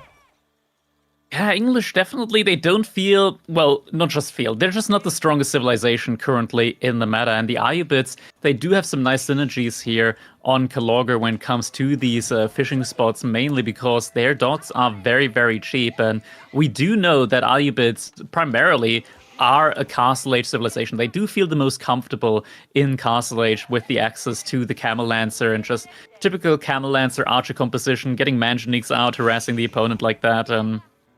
That is typically how we do see Ayubids played here. And in a situation where they do have access to water, that is primarily like the best spot for them to be in when it comes to being able to skip Feudal Age and just go straight into Castle Age, where they do feel the strongest in. Exactly, and it is advancement going to be the choice here for Numudan to go up to that feudal age. So prioritizing a nice quick age up alongside his fishing. You definitely don't want to fall behind in tempo here, even up against the English, because of course you can't speed up your age up as the Ayubids or the Abbasid dynasty or even Knights Templar nowadays. But one option you do have is that advancement wing. You don't get anything else for the age up besides that faster speed, and that can make the difference sometimes in this case. However, English, even despite their weakness, is a very snowboardy civilization, right? So if you suddenly find yourself on the back foot, you can quickly run out of hand. We do have some early aggression coming in. Kiljardi doing a great job with the villagers here, with the short bows. It's very, very difficult if you're up against the short bows to try and go for any of these sneaky dog shenanigans. And yeah, just the English villagers being a bit better there. Abbey of Kings now also coming in for Kiljardi, so is going to have access to one of those really interesting units with the king very early on, just having a mobile cavalry unit that can also heal up. Just when Numudan is starting to invest into archers here, but he does still have the opportunity of making Desert Raiders as well. Yeah, exactly. The Desert Raider can be produced from both the archer range and the stable, the only unit in the game that has that possibility, as well as, of course, being able to switch between a range mode and a melee mode. And in that melee mode, can make pretty short work of that English king from Kiljardi, so it's something he has to be quite careful about. Numudan again going to go for a counterdock here towards the central section of the pond. Wall has come up from Kiljardi, so that will prevent any crossing of ships from Numudan's navy if he decides to opt into them, which might be the case. But he could also opt for emplacements here, Numudan can, if he so chooses. But there is no stone gathering for that just yet. Now, with these three archers in the mid-map, if Numudan doesn't spot this king, although he may have already done so, I'm not quite sure, they could be in a bit of danger. Yeah, could very well be. And we do see additional production buildings coming out here now from Kiljardi, so looks like he wants to play the age a little bit more here now at this point in time. King just now spawned in. The archers are coming in, but immediately the king is going to send them running away. And honestly, this feels a little bit perplexing, as I do believe like Numudan should have seen this king coming from quite a mile away, as that is typically what we see here with the English, right? Like on these hybrid maps, it's typically just getting the king in order to annoy your opponent while you secure your own castle age behind it. Yeah, the king is just so easy to go for the English. It's a nice unit to give you a little bit of map control. And although Council Hall can be an option, even on these hybrid maps, it's a bit difficult to make work because, yes, it is 2 archery ranges, but longbows are so wood heavy, right? So finding the investment into wood alongside investing into ships as well is just so expensive. And it's not like English has any wood gathering bonuses, right? So it can be tough to get full value out of the Council Hall, which is why we do see the king often prioritized instead. Kiljardi now doing something very similar that he did up against me in our game, which is going to be the massing of these longbowmen in combination with the horsemen to try to put on a lot of aggression onto Numudan's side of the map here. And Numudan is going to move into his own mixed ranged and cavalry composition as well. But ultimately, I feel like this composition should favor Kiljardi. Definitely feels like it. It's a very strange army composition, not something that we typically see out of the English here. When we do see the king come out and horsemen being added in, we typically don't expect there to be a follow-up with the longbows, but we do have it, and it does work out quite well for him, as he does have the immediate counter to the Desert Raider here from the Ayubids. Numudan, he's not in a comfortable position enough to where he's able to non-stop reinforce military. And right now, Kiljardi does have the military lead, and the units here from Numudan, every single time a connection is made between them and Kiljardi, he's going to pull ahead because Kiljardi can always just heal up his military units.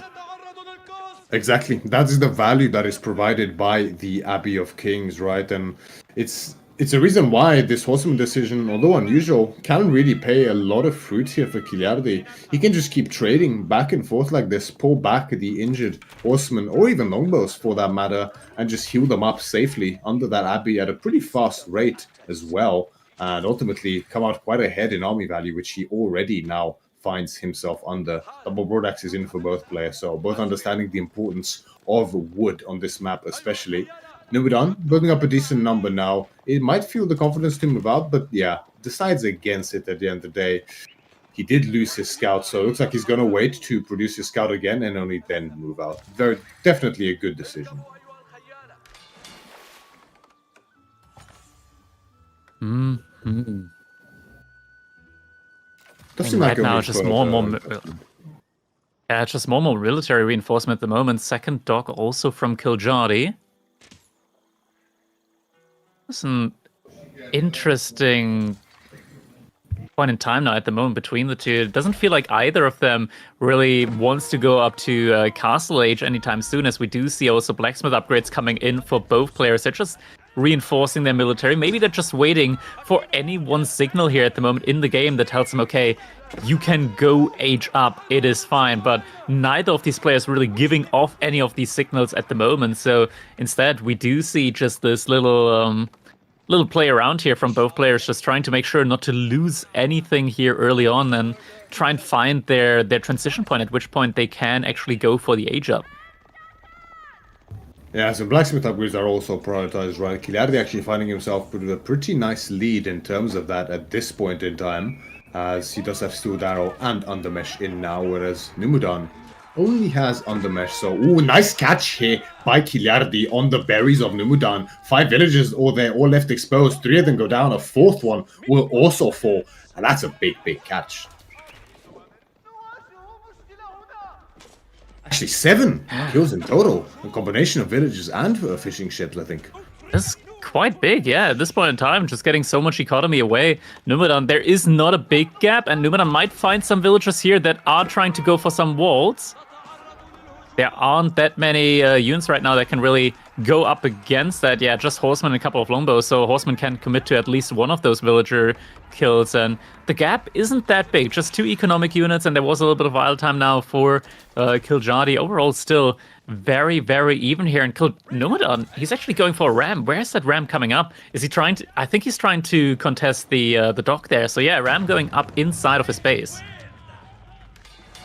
Yeah, he might want to take down that dock, right? But there is a galley and a very significant military presence here from Kiljardi already, right? So I think he's definitely going to have his work cut out for him. But he does now have Steeled Arrow in on the way as well. However, he does have even numbers of archers to longbows, which, you know, is not ideal for Numudan, without a doubt. And Kiljardi, meanwhile, after that nice catch, feels comfortable enough to start playing towards that castle edge. Yeah, looks like he is going to go for that castle age play. Numudan behind this keeps reinforcing more and more military units, though. Is now starting to contest the dock in the middle. That ram is slowly but surely going to take care of that dock, but there is still the horseman from Kiljardi. And if Numudan isn't careful, and it looks like he's not, that ram is going to go down. And that is a pretty big investments. 200 resource just going down the drain here now for Numudan. It really is, especially because he's continuing to invest into this feudal age. It's normally the Iobates who find themselves at a tech advantage over the English in most situations. However, Kiljardi, as the English is going to be the one who's ahead now, the galley is going to get focus fired, is taken down pretty quickly here by Numudan at no great cost besides that ram and demo ship. Yeah, I mean, Numudan does not want to stick around. There's King's Palace on the way now for Kiljardi, and Numudan, Crackedy, is nowhere near his own age up. Yeah, and even if he gets to the point where he's able to click it, it's not something that he can rush up. By the time that he clicks it, almost 2 minutes will have to go by before Numudan is getting that age up in. So right now, this is going to be very tough as soon as the age up comes in. So Numudan will have to commit to one type of play here, one way or the other, and I think he's going to have to commit for a play into the economy from Kiljardi. Economy count overall is very even. There are still some walls, and the thing as well is the King's Palace, it's not like any other TC. It has the full 10 garrison slots still. I believe it got nerfed to 2.5k HP and then buffed up again to 5k HP as well, if I'm not mistaken. Something along those lines. There were a couple of changes around the strength of the King's Palace. Yeah, because I think initially it had like way less HP, around that 2.5k like you mentioned, compared to a landmark. Maybe we can get a quick check just to see exactly where we're at. Refresh the memory a bit. Yeah, it's at 5k exactly. At the moment, but there definitely was a change to the HP at some point in time. So, I do remember it, yeah. Yeah.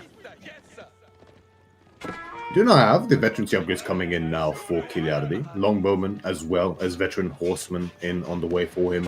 As well as level 2 Steeled Arrow. I believe it's called Angled Surfaces if I'm not mistaken. That is also going to really increase the balance projectiles instead. Pardon me. Is going to be coming in. Angled Surface is the armor upgrade instead, right? Yeah. It makes sense, right? Like, angle the surface, the arrow just kind of like get deflected. There we go. Indeed, it does make a lot of sense. Numudan, he is trying to go for his own age up now behind this, just trying to go for these little raiding attempts here at the moment, just make sure that Kiljardi isn't able to just do freely away with his units behind this. Longbows are also a bit slower than the archers from Numudan, so does have a little bit of a maneuverability advantage here, but looks like he is going to be taking that fight. Archers from Numudan are focusing down the longbows, and insufficient mass should be able to take a couple of them down, but it looks like the veterancy on the horsemen is enough here for Kiljardi to be able to take the victory. And yeah, Numudan calls it. GG is coming in, and Numudan, means like Kiljardi is going to be able to equalize the set once more. And now we're 2-2 in the set between them. Once again, we're getting a game number 5 in. Indeed, we are. Kiljardi's pick, the English did not disappoint. He clearly has pretty decent experience playing it on these hybrid maps and is really able to pilot it very well. I think he played a really, really exemplary game there, up against Numudan. And we saw there, English, for all their history recently, we are completely right. They have definitely really suffered lately. Ever since the Proscars met them, most notably, they really struggled. Historically being a very defensive civilization, map control was never their strong suit. However, they are still a civilization that just really snowballs either way, right? If they fall behind, it's very hard to recover. But if they get a little bit ahead, that can get out of control very, very quickly because of their bonuses for that matter. And Kiljardi taking great advantage of that in this case. And we do have what looks to be the determining civs for the last game in the series. It is going to be Gorge, and it's China for Numudan up against French from Kiljardi. All right, and we're jumping right into our game number 5 now between our two players here. Kiljardi as the French in the color orange, moving out early onto the map here on Gorge, onto the deer. His opponent in the color red is going to be Numudan playing as the Chinese, and this is a very, I want to say, nostalgic matchup for me. Because back in the day, I played a lot of China, and one of the civilizations I most often matched up against is the French. And typically, the way the matchup used to go before the Pro Scout meta is it's very much like for the French, it's like a game of whack-a-mole, except you know where the mole is going to be coming from, and you're there with your hammer waiting to whack the mole. And if you whack too early, French dies. If you whack too late, French dies. You just have to bide your time, wait for the right moment, because you know it will come. The moment that the Chinese move out of their base for resources will come. You just mass up your units, and then you start going for the dive onto the villagers once they go for farm transition or once they go for other resources. But now that we're still in like the Pro Scout meta, this is still Pro Scout meta for these two civilizations, things change because China no longer really needs to move out of their base, and it starts becoming a lot more complicated then.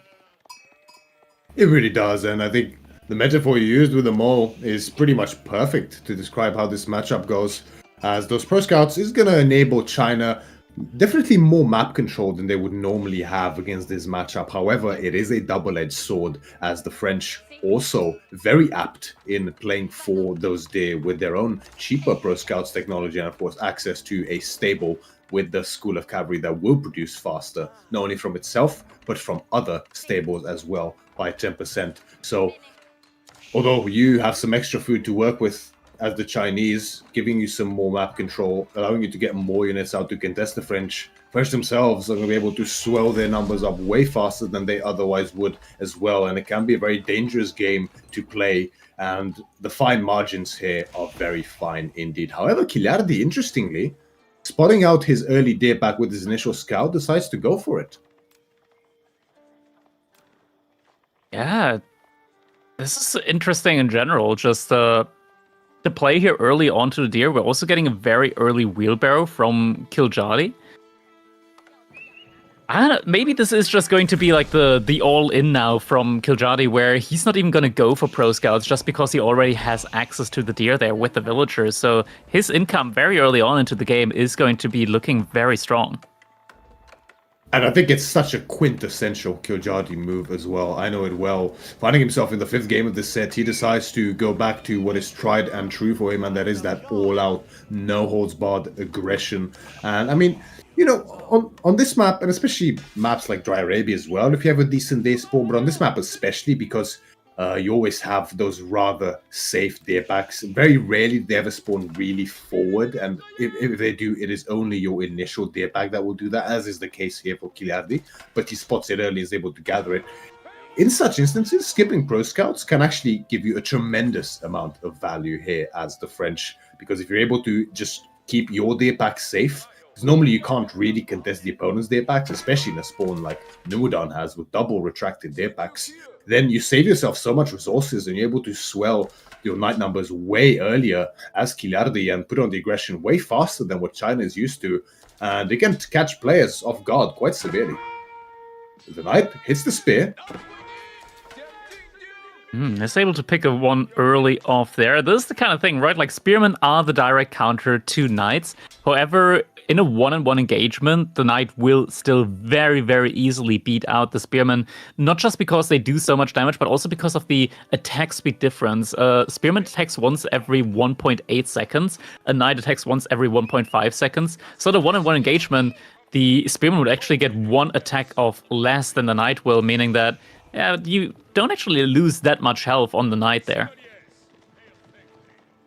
Exactly. Regularly, the ratio is 2 spearmen for every knight in order for you to be safe. But even then, the lack of mobility is something you have to be very, very aware and conscious of as the Spearman play in this case, as Numudan wanted to put on the aggression really, really early here up against this day play from Kiljardi, but finding himself unable to do so as he delays his own pro scouts in turn as a result of this. I don't think that the technology is in yet, if I'm not mistaken. Yeah, only now getting queued up. So the delay, I think Numudan is actually in a spot of bother for sure.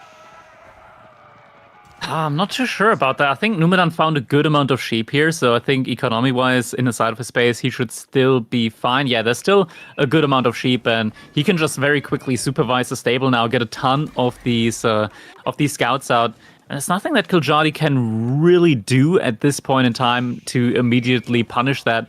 He does have knights, but there's just so many spearmen out on the field, and since all the deer from Numudan are one side, he can, even with like a slow-moving unit like the spearmen in comparison to the knights, just secure that one spot entirely.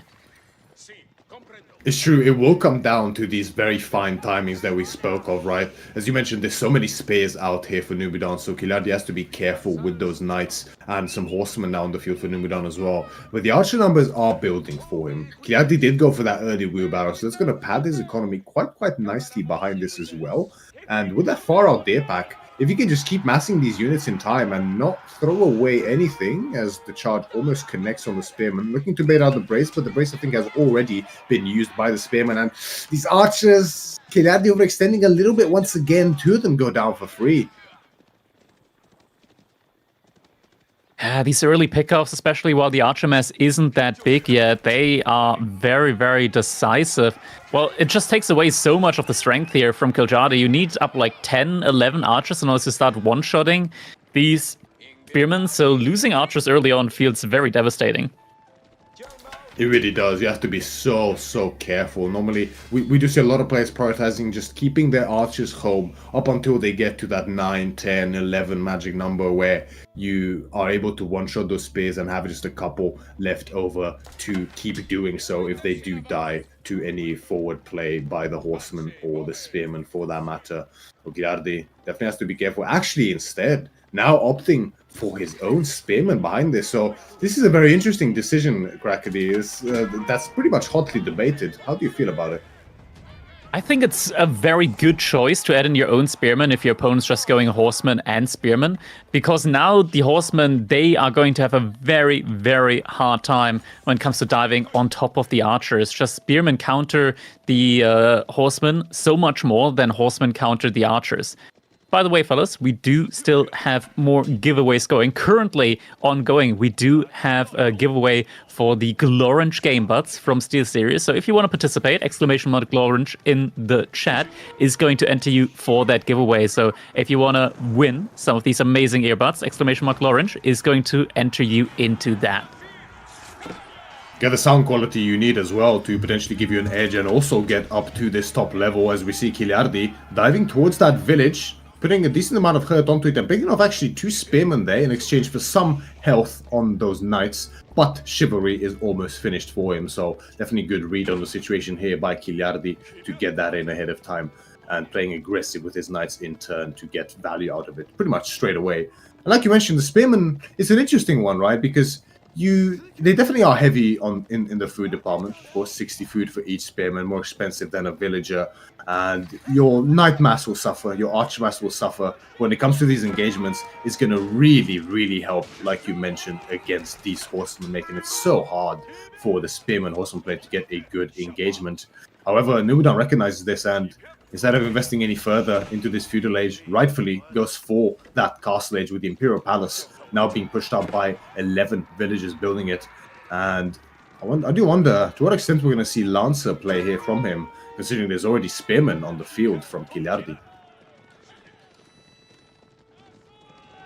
Yeah, 7 spearmen now, and I mean, only 5 horsemen? That's not really enough in order to deal with that. Age-up has just finished for Numudan. No upgrades coming in yet for him. Looks like he wants to go for potentially a couple of his own Lancers. Does decide to cancel them, instead going for the veterancy upgrade on his own Spearman, where he does have quite a few of them already at this point in time. First Lancer now coming in as well. Kiljardi, 10 knights of his own. He could potentially go for the dive now.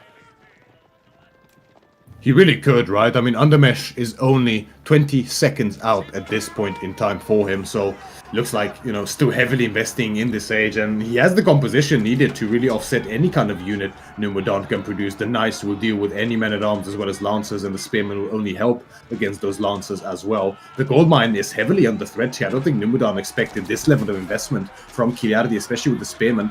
One Knight does get separated from the mass, so he will go down quickly. However, the mass is really, really good for Kiljardi. And the archers, there's a good number of them. They will take out the Spearmen despite their veterancy status here. Undermesh is in for Numudan, so that will help somewhat. But still, the numbers really suffering here for Numudan. However, the spears have gone down for Kiljardi. They have been focused out quite well by the tower from Numudan, and Kiljardi is forced to retreat and kite backwards just a little bit here.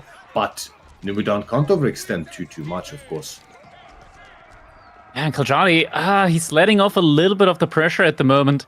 This is a tough one. He needs to keep this up because behind us, he doesn't really have anything to fall back to. He doesn't really have like any major advantage now. He doesn't have pro scouts, and yeah, it's starting to get a little bit tougher now for him to keep up the damage. There's more lances coming in. Numudan, did he just sneak out a couple of villagers? Or, no, that's his cavalry that he snuck out. He doesn't have any gold access at the moment. Yes, it could be a bit of a problem, right? I mean, it's and the deer as well. I think we can have a look at the mill, maybe just see how much is left there for Numudan, because besides that, yeah, I think I already see the posturing towards the berries that are under the TC range. Numudan definitely under heavy pressure here, running out of food pretty steadily at this point in time, and Kiljardi only keeps reinvesting, and knowing Kiljardi, this is not going to slow down whatsoever.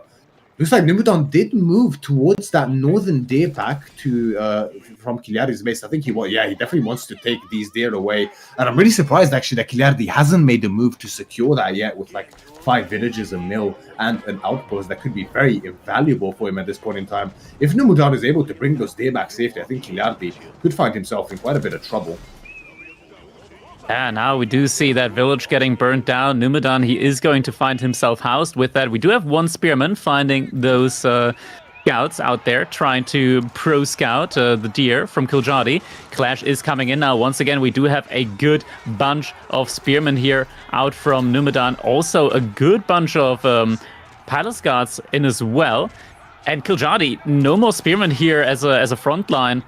He's going to have to be really, really careful every single time he steps back. He's no longer able to one-shot the spearmen at this point in time from Numudan, so the archer's not really able to do too much here on the retreat. Trying to get a couple of picks off every now and then, some knights, some lancers going down from Numudan. But I think Kiljardi, he's going to have to give up on his archer mass now, as Numudan is starting to also reclaim control over some gold, as he did manage to sneak out some villagers to the bottom side there. And now he's able to flood out the lancers, and Kiljardi, he's got a good gold bank. The question is, can he get enough food now in order to go up to Castle Age? Because his food is running out inside of his base. The berries just got exhausted. And he did get the bad news of those scouts starting to steal away his deer as well. Kiljardi must be ruining his decision, or lack thereof, to actually move towards that northern deer pack at this point in time. Definitely a painful thing to forget about at this point in time. So the deer, although the scouts have been stopped, the deer are spread out all across that northern strip of the map. It's such a horrific spot for Kiljardi to be in regarding that. He's been reinvesting heavily into knights here, which could be useful, as the spear numbers from Numudan have dwindled quite a bit. However, they are still veteran spears against knights. You don't need as many to deal with them, and Numudan has his own lancers and plenty of palace guards on the field as well. Textiles being put on now at this point in time too for him, and Numudan's actually going towards that northern ball. Yeah, but just a single knight there from Numudan alongside 2 outposts is going to be enough in order to secure that gold vein. Kiljardi at least does get confirmation on the villagers being out there, but Numudan, it feels like he's gathered up just enough gold in order to be fine with anything that's going to happen next. Now, the army value is still looking good for Kiljardi, but it's just the technology advantage now that is going on. Food looks like it has actually run out underneath the mill from Numudan, which is why he sent those villagers out towards the boar. There's mostly still spearmen and palace guards at this point in time. So the archers and spearmen are still going to be a decent mix in here for complementary to the knights of Kiljardi, but the spearmen are starting to get some connections in. Castle Age spearmen against feudal age knights, not the traits that you want to go for, and suddenly destruction value is starting to get closer between the two players. Yes, you have to be so careful here as Kiljardi against those veteran spears from Numudan. I mean, you have a very good and healthy Knight Master here for Kiljardi, which is fantastic. However, these engagements, you have to be careful when you body block for those archers, because you can so easily start to lose these knights. You can look how many of them are low HP. And I think Kiljardi has done a pretty good job so far of keeping most of them alive. Destruction value still pretty firmly in his lead at this point in time, over 1,000 in his favor. That's definitely something he's happy with. Is securing. Yeah, Kiljardi has been on that southern ball for a while now. It is soon to be depleted, but still heavily investing in the stage. More productions being dropped down. I think Kiljardi has no intentions of going Castle Age yet. Yeah, he keeps reinvesting more and more, and it's starting to really bother me, I want to say, because at this point in time, like he is going for a raid now at the bottom gold there from Numudan, but I just don't think that he can possibly have enough knights there to push past those two outposts, but actually is getting a good couple of villager kills here, killing 6 villagers from Numudan, and that's gonna hurt the gold income, I say, as I do look up and see that Numudan has over 1,000 gold in the bank. Aren't taxes beautiful, Crackedy, at the end of the day, right? I mean, that is a pretty healthy number of villager kills here for sure, so it's definitely going to help Numudan. Even though he does have the gold bank he needs, it's a lot of idle time, and, you know, the excess gold is something he could use to trade for food, which is obviously something Numudan desperately needs right now, just like Kiljardi also desperately needs right now. Lancer run by Numudan onto the wood line is spotted just in time by Kiljardi, so only one villager goes down for him, and the Lancers are paying with their lives. Yeah, taxes indeed. But hey, somebody has to pay for those bike lanes in Peru, so they're necessary evil at the end of the day. Kiljardi up to 25 knights, and still with chivalry, he's getting value time and time again out of them. So, yeah, I mean, this is... There's still hope. There's still plenty of hope. Army value looking good for Kiljardi. He just needs to find that age-up timing here behind that. Numudan, he's going all in on these outer resources now as well, since the deer have run out for him. I think, honestly, like, if Kiljardi finds the window here to age up, he's going to be in a comfortable spot. The question is, can he find it? He is getting close to it. I think, honestly, with this many knights, Royal Institute is the only way in this game for him now. Yeah, I think it's the right choice, right? 24 knights, definitely a healthy number. Maybe soon to be 23 if he's not careful. Oh, no. Oh, it is Guildhall, actually. I mean, you know, I do respect it. Like, it's so tempting to go for the Royal Institute, but we have seen it fail before for CSO, of course, up against Lucifon earlier today, and he had a pretty steady advantage in that game as well with 20 knights. But the Guildhall is going to provide that safe scaling here for Kiljardi. If he's able to just weather the storm of these premium units from Numudan initially, get those archers in, maybe get a keep up as well as potentially a second town center if he can fit that in, I think he's definitely going to be in a good position for the long run and keep up with that Chinese scaling. But the question is, if he can survive this push that's imminent from Numudan. Yeah, we do have a lot of knights and a lot of infantry now pushing forward. We got 9 spearmen and 10 archers from Kiljardi, but they're not really in position yet. There they are. And Castle Age has been reached. Kiljardi needs to immediately clear veterancy on those knights, but the outpost is going down super quickly. Does he have enough time for this? At least the villagers are going to be acting as a little bit of a meat shield here right now at the moment. Knights, though, from Kiljardi, they are starting to get connected onto by the spearmen and the crossbows, especially from Numudan. More reinforcement knights coming in as well. Kiljardi splitting up the knights a little bit, trying to attack from 2 different directions now. But the veterancy isn't in yet. It just hit now. Is this going to be enough, though? The Knight Mass is going down.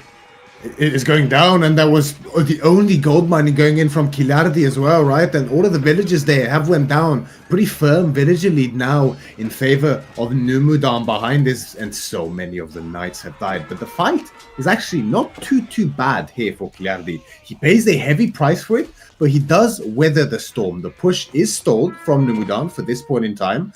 So I think we're once again back to a little bit of a stalemate. We are, and behind us there's no Song Dynasty, so Kiljardi still has a little bit of a scaling factor going for himself, and with the Guild Hall, keeps himself alive in the game for a bit longer. But we do now see the Barbican of the Sun coming in here for Numudan. 22 villagers running out here in order to rush that one up as quickly as possible, trying to secure the berries here at the front side with an Imperial official as well, just trying to get as much food out of these berries as possible. Kiljardi behind this, reinvesting into archers, and he does have the better backline at the moment. Food is starting to run out more and more here out on the map for Numudan, but with 1800 wood in the bank, a granary transition is not too far off for him. Yeah, and we saw the power of that granary transition, which, as you prophesized, Crackedy, just a moment prior, is indeed underway here for. It makes complete sense, of course. It really paid massive fruit there for Lucifron up against CSO. He got it in way earlier than Numudan, but it did pay off in the end, of course, and Numudan as well.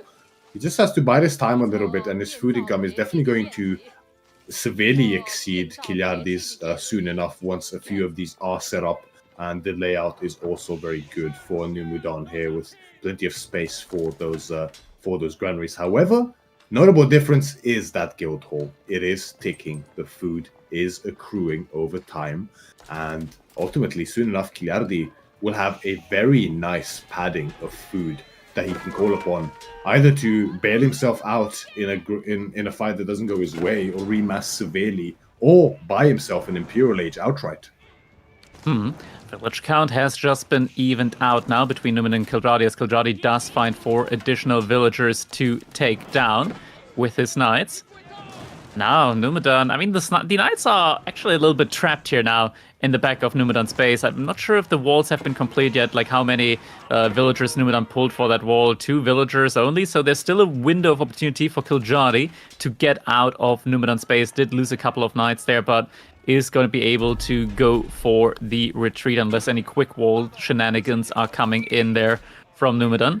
Behind this, though, Numudan, he's got every single relic and is now also starting to capture up the sacred sites.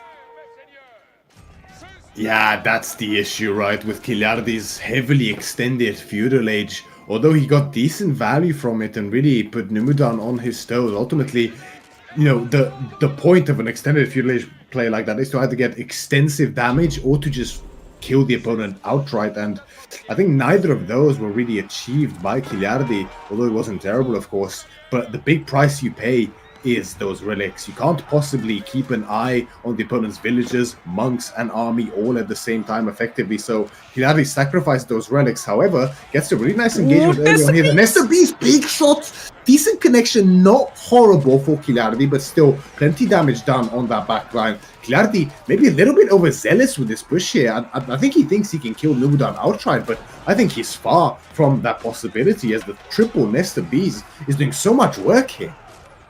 He is able to clean up the majority of Numudan's army, but now he has to get out. Just as I say that, he loses another big batch of archers there. And I mean, Kiljardi, destruction value, he still has the lead, but these last 2 volleys, it went from being a very good trade to being an even, if not even slightly favorable trade for Numudan now after those last couple of Nest of Beast volleys, and suddenly it's looking not so good anymore for Kiljardi. The food income has gone down. He does have his own couple of... That's an illusion. Don't worry about that knight. He doesn't exist. No health bar there. He's not real.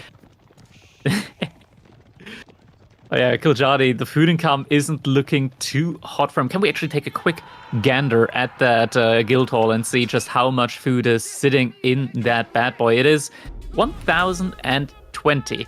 Not bad.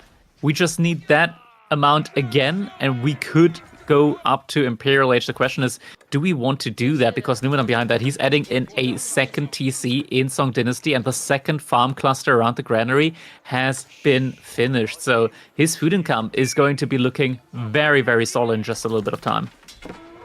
Precisely. Double granaries up now. The third one may soon be underway for him as well. Kiljardi behind this has a massive gold bank as well. Plenty of upgrades coming in for him too. As we saw, that guild hall is only going to grow further and rapidly at that rate, only accelerating the amount of food that is banked up. And yeah, I'm quite curious to see what the choice is. I mean, it's pretty hard to pass up that Red Palace Imperial Age, isn't it?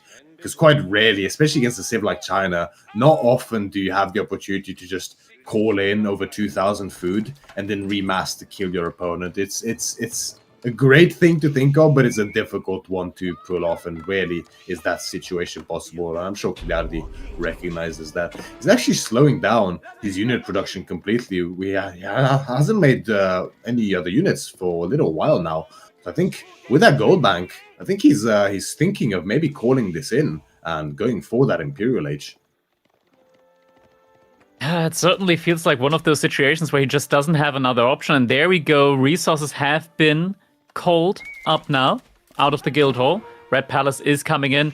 Not on a large gold vein as I would have actually expected from him. Instead, it is in the, well, middle of nowhere.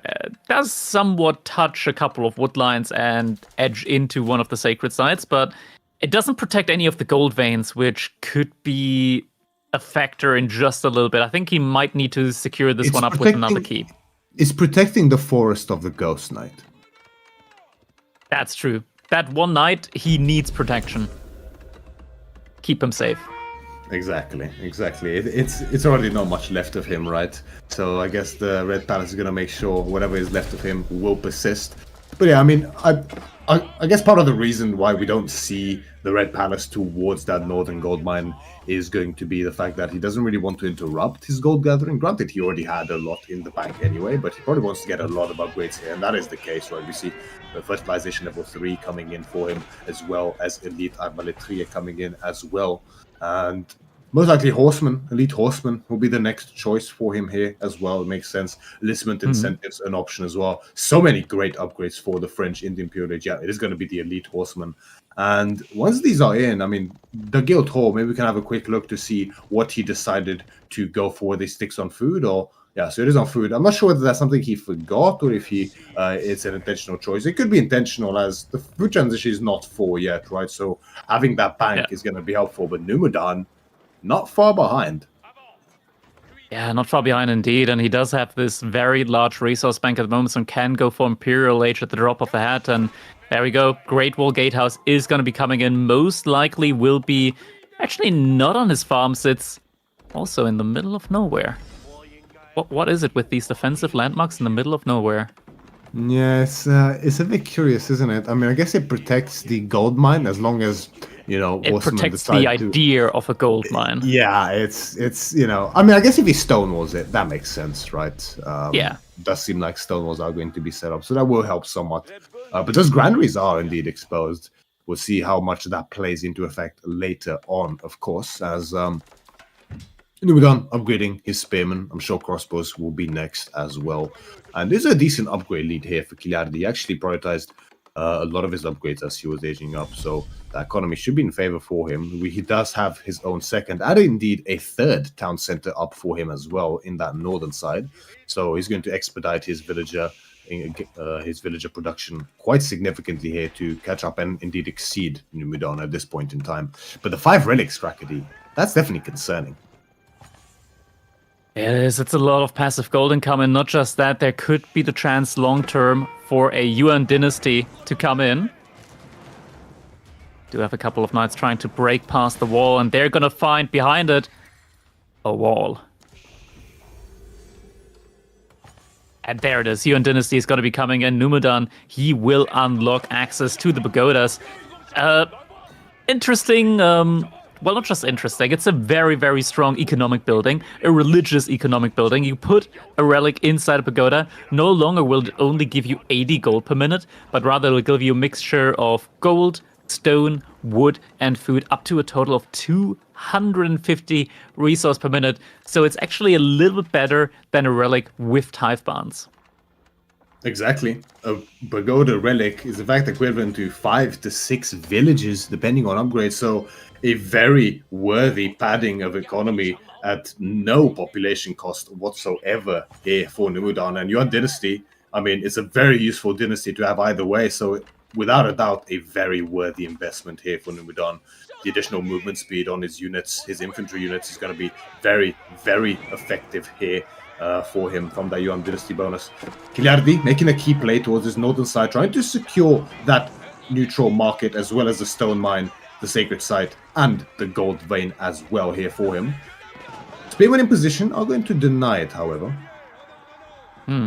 With the Yuan Dynasty, Numudan, he also gets the bonus of plus 15% movement speed on all of his units, not just economic, but also military units. So all these spearmen moving at 1.44 tiles per second, all of these villagers also getting increased movement speed, able to run away from raids if need be, but most importantly, it's just being able to catch up to these pesky horsemen with your spearmen. Indeed, and it's going to be so useful, especially against these raids that are coming in here from Kiljardi, which I doubt will stop anytime soon, as that is one of something French is very well known for.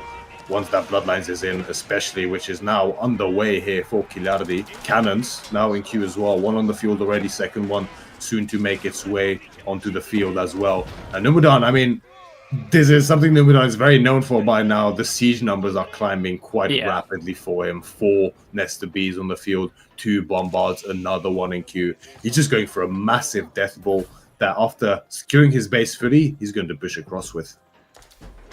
Yeah, Numudan is one of those players who I very commonly see with more than 4 to 5 bombards, even if your opponent doesn't have any defensive structures, just to be able to also kill units with them, because bombards, they're very effective up against infantry.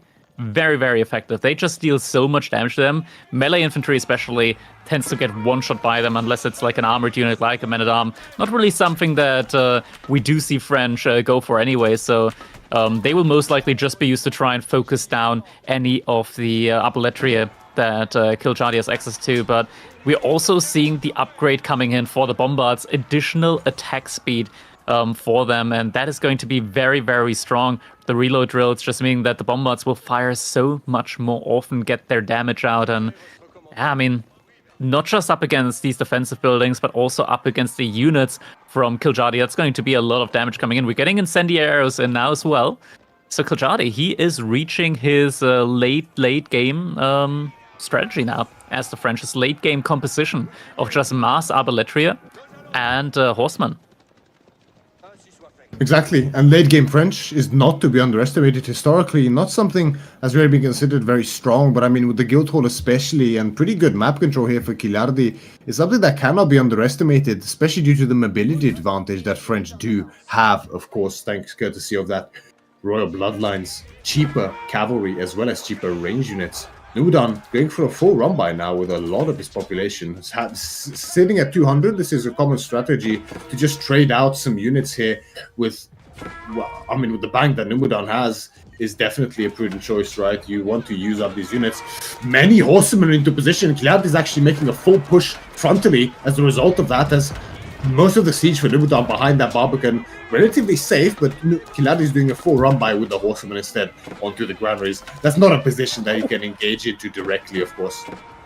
And the rushed upkeep from Numudan is forcing Kiljardi off the gold at the top side there. Villagers going down very, very quickly. Kiljardi throwing away all of his horsemen, trying to secure a couple of villager kills on the other side as well.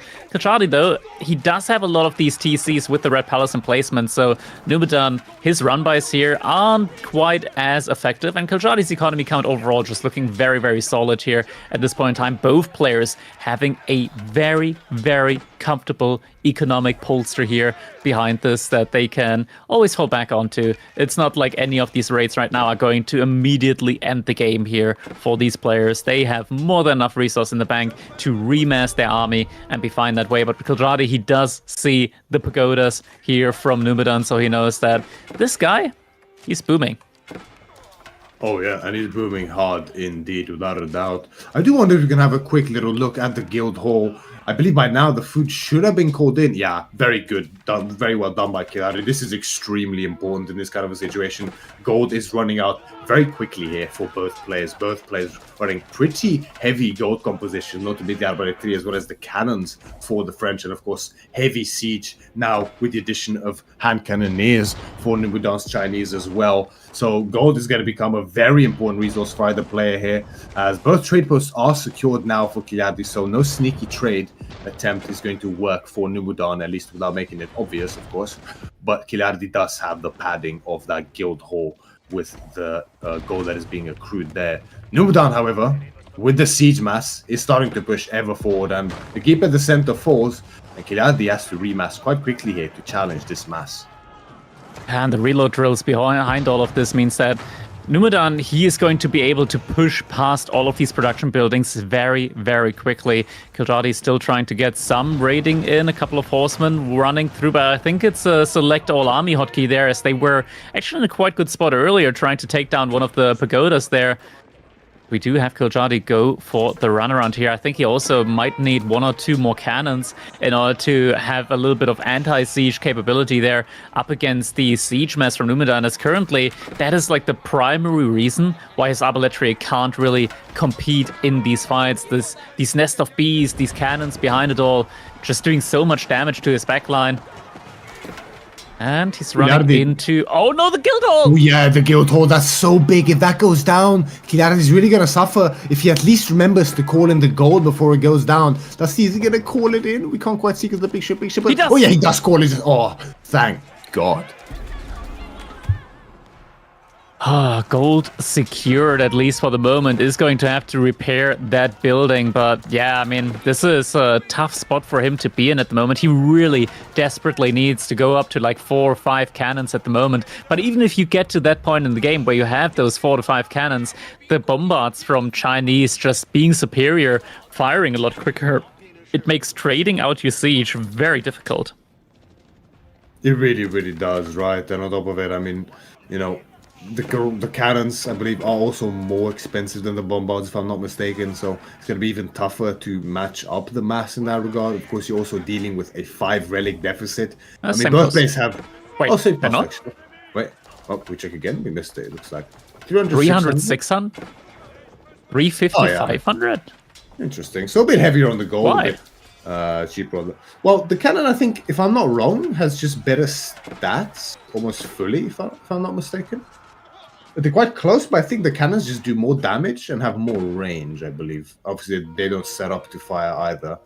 I will double check, actually, because I'm curious after the game. But speaking of economies, I mean, we mentioned Numudan's 5 relics, especially the triple pagoda. It's so significant. And although Kiljardi also has an impressive bank, Numudan's is even more impressive behind this, right? And the guild hall is getting repaired behind this, I believe. That's going to be useful. But like you mentioned, the siege mass is a real... Actually, not yet. Hopefully soon. But the siege mass is a real problem, right? Yeah. Even though cannons might be better, I mean, at the end of the day, the bombards are clock tower. Yeah, this is interesting to me that there's actually a different cost between because initially the cost for both the bombards and the cannons was the same, but the cost for bombards has been adjusted a couple of times. I think this might actually just legitimately be an oversight. I'm not sure, because it was a while ago. There were a lot of stat changes for the bombards and the culverin and the cannons as well, right? When the siege rework happened. So yeah, it's an interesting one there, because the culverin I think also has a different price compared to the bombard, if I'm not mistaken. But I may be misremembering that. I'm not too sure. But we'll see. Yeah, we had a lot of changes just recently, like like multiple reworks within a single year on the siege, so it is very tough to keep up sometimes, just having a lot of different information out there. But oh no, having more bombards is more good here. More good, more bombards. And you know, I gotta ask you this, Crackedy, as a prolific expert China player yourself, especially back in the day, how do you deal with this? I mean, this is something Numudan does so often and does so well, and especially as French, like, how do you answer this? Just mass spearmen, a couple hand cannoneers, and a ridiculous amount of siege. I personally like to consider myself a morally superior China player. I don't go for the siege spam with them. But when you're up against this, it is definitely just incredibly, incredibly difficult, especially in the current meta where we don't have like these clearly defined anti-siege units. Like even Horsemen, as their role as an anti-siege unit, they don't really fulfill that too greatly, just can get body blocked very easily. It's also very difficult to landmark snipe China, so it's not really an option to go for, mainly because they have a landmark which can only be attacked by siege units with the Great Wall Gatehouse. You need a good surround. And you need to catch China out of the position. At the moment, we also have the issue that Kiljardi, he's got a ton of economic units. We can't forget that Numudan, he's got over 100 military units. Kiljardi only a maximum of 60.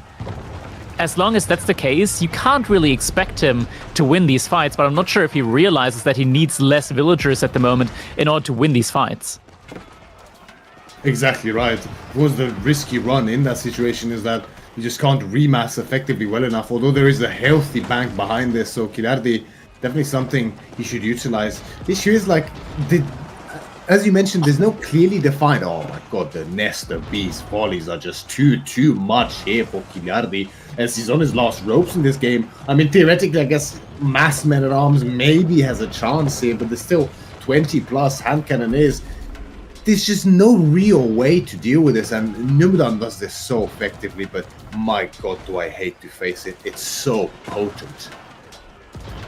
I think he just honestly needs 40 less villagers at this point in time. Like, we can see Kiljardi actually did a good job of opening up a path to the siege here from Numudan. If only he had 40 less villagers and instead 40 more horsemen, or 20 horsemen and 20 arbaletier, he could actually push through this. And I mean, this still isn't looking that bad, right? Like, it's just too many villagers. It is Kiljardi quite literally suffering from success here at the moment.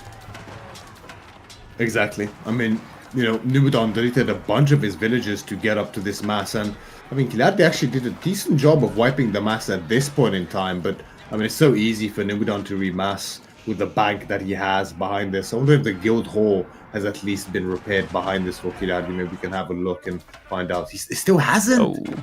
That's so bizarre to me. It's so important to have that up, but realistically, would it actually make a difference in this instance? I mean, it's just so many spearmen. So much siege. Horsemen now being added for Numudan as well. And with the horsemen, the front line becomes even stronger for Numudan. Arbaletier, they're kind of like good against just about everything. And Kiljardi should have the superior horsemen with biology. It's just, he doesn't have the numbers, man. He just doesn't have the numbers. 144 economy. Finally, we also see Numudan adding in some more economy here now as well, but it is just too much. Too big of an army blob. Kiljardi, he just cannot find a way to stay above 50 military at the moment. Even with 40 horsemen in queue. Yeah, I mean, what's the answer here, right? The spearmen are going to make quick work of the horsemen, even with their royal bloodlines, and the arbaletier, although one of the best range units in the game, up against bombards and STBs, they certainly meet their match, if not exceeded in that case, right? So, I mean, it's just a slow death ball creeping across here. The horsemen are going to peel off just to distract Kiljardi, raid, dwindle his bank even further. You can see gold is such a big struggle here for Kiljardi. I mean, you know, a big part of it is those relics. It's just, I mean, against a scaling civilization like China, although French honestly, can do okay, you know. With this resource bank from Numudan, I don't even think you can attribute it to relics anymore. It is just such a massive, massive resource bank here for him at the moment. I firmly believe that Kiljardi, just after how he took the first fight there inside of his base, legitimately, 40 more horsemen, he wins that. It is just, horsemen are the better meat shield in comparison to spearmen, because you do have to remember that the arbaletier from French are also so unique with just how much quicker they attack as well. Their attack speed is more akin to archers, and in that situation, they just very, very quickly and swiftly are able to deal with just about anything that the Chinese can throw them. But we do have Kiljardi here trying to go for another attempt onto the bombards, but the horsemen, they do get stuck here on the spearmen yet again. More and more horsemen being rallied in. We are at over 50 Arbaletria. No more Nest of Bees at the moment, and this is the moment in time. This is what could have happened earlier, where Kiljardi, now with only 111 villagers, does actually have enough of a military mass to push through. And we do see the first bombard cannon finally getting taken down. More keeps being rushed up behind this, though. Kiljardi also adding in bombards now to try and take care of all of these keeps that are getting added in. Numudan, he is finally starting, or finally has to tap into his resource bank, pushing out more and more units behind this. Still, though, at this point in time, he's been trading out so well with his superior army count for a while. The resource bank, it just feels like it's too much. It's way too much at this point in time, right? And it's not like this will slow down at all whatsoever here from Numudan. I mean, like, can we just quickly check the health on one of those bombards? I mean, the clock tower combination, oh my god, that's so disgusting. Nearly double the regular health that a normal bombard would have, thanks to the clock tower, thanks to the university upgrade. It's just insanity. And combined with the repairs from the villagers as well, you need to sacrifice around 20 horsemen at least to have a chance to take down one single bombard. It's incredibly oppressive, but so effective. And one of the reasons Chinese are one of the kingly civilizations in the current meta, they're just so strong at every stage of the game in Age of Empires 4 today. Yeah, and behind us, we now also see the consequences of Kiljardi not being able to get any relics, and also not having repaired the guild hall. He is dry. No more gold income. He cannot even pump out any more Arbaletria. Yeah, although he would love to be able to mass up some cannons. Even Arbaletria are a luxury to afford at this point in time. He's going to try to go for another run by with a horseman, but it's just, I mean, you're just going to try everything you can at this point in time. Your tournament life is on the line here in the last qualifier for Masters of Steel, right? So for Kiljardi, he's going to try his utmost best. He is a fighter. We know that very, very well. He is not going to give up easy. He has a good army count up again at this point in time. A lot of horsemen, but still, just, I mean, the unit queue alone for Numudan is so massive behind this. It is a big queue as well for Numudan, so any unit that is being lost on his side just gets immediately reproduced there. And now he is the one that can afford having a couple more villagers out on the field. Not that he really needs it at this point in time. Like, I think he could actually, like, delete 50 villagers and try and end Kiljardi with a military force of 150. I think he really could, right? With this many forward, can we actually select a villager from Numudan just see how many barracks he actually has? 32 barracks. All right. Yeah, that's I mean, enough. Boltune, are these enough production buildings for you? Boltune, Yeah. are these enough production buildings for you? If we have a Boltune in chat, make your voice heard. Are these enough production buildings, and are they forward enough? I mean, it's just insane, right? And I mean, this spearman is so cheap. It's so effective. All they need to do is protect the hand cannoneers, protect the siege, and as long as that stays alive, Numudan can push forward. And Numudan, I mean, you can see he's a very patient player. It's like Numudan and Kiljardi are really two sides of the same coin in an extent, right? Numudan, a very patient, very slow, defensive player. Generally, Kiljardi, very aggressive, very, balls of the wall, I guess you could call it in that regard. Will do his utmost to kill when he thinks it's there. And both on civilizations that really fit those playstyles. However, in this instance, it seems like the writing is on the wall. It is. And I mean, honestly, like, this is such a tough situation for Kiljardi to be in. I actually had like a 2.5 hour game up against Numudan once, and at the end, we were both battered and bruised, and I was just asking Numudan, hey, do you enjoy these long types of games? And he says, oh yeah, they're my favorite. And I think he meant it. I find that personally quite insane, because, at this stage of the game, it's, it can be fun to have these massive scale battles, but at the end of the day, it's so exhausting, and, it just comes down to, what we see here, units running all over the map, who can send units in more directions, who can just eke out those tiny advantages throughout the course of the game, and it really takes its toll from a player at the end of the day. Reminds me also of a game I had against Marine Lot once where it's like 2.5 hours in as well. China up against French, and just all the resources of the map are dried out, and there's the only thing that's left is like wood at that point in time. And I'm like, oh man, I don't want to play this anymore. And he's like, no, wait, keep playing. It's about to get really interesting when you start running out of wood. That's not where the interesting game starts for me. No, definitely not. I mean, playing for the wood exhaustion is definitely playing the long game. I mean, I don't think we will quite reach the record time in Age of Empires 4 competitive history. The infamous 3.5-hour game between Zerton and 3DB on Highview. Those numbers are, Just imagine like being Wham, you want to just get a quick stream in, you see, there's an interesting game, certain between B. Yeah, surely that one's not going to be too long. Suddenly you find yourself 3 hours into a cast and you're like, oh my god, what did I do with my life? I remember playing like 3 ladder games, going to the gym, having food, coming back, and the game was still going on. It was just ridiculous. I could not believe my eyes. I thought it's a remake, honestly. But the count made it obvious that it was not. Oh man, one last ditch effort here now from Kiljardi. He started massing up archers now as well. At least a good response to the spearmen from Numudan. But now we suddenly see almost 40 palace guards from Numudan and Q, and Kiljardi's army just getting absolutely obliterated here. Still, these 4 bombard cannons have been alive the entire time. And there we go. GG gets called after 5 games in this set. Numudan is going to be able to pull through. He beat Kiljardi, and he is going to have to face off against CSO next in order to be able to challenge Lucifron.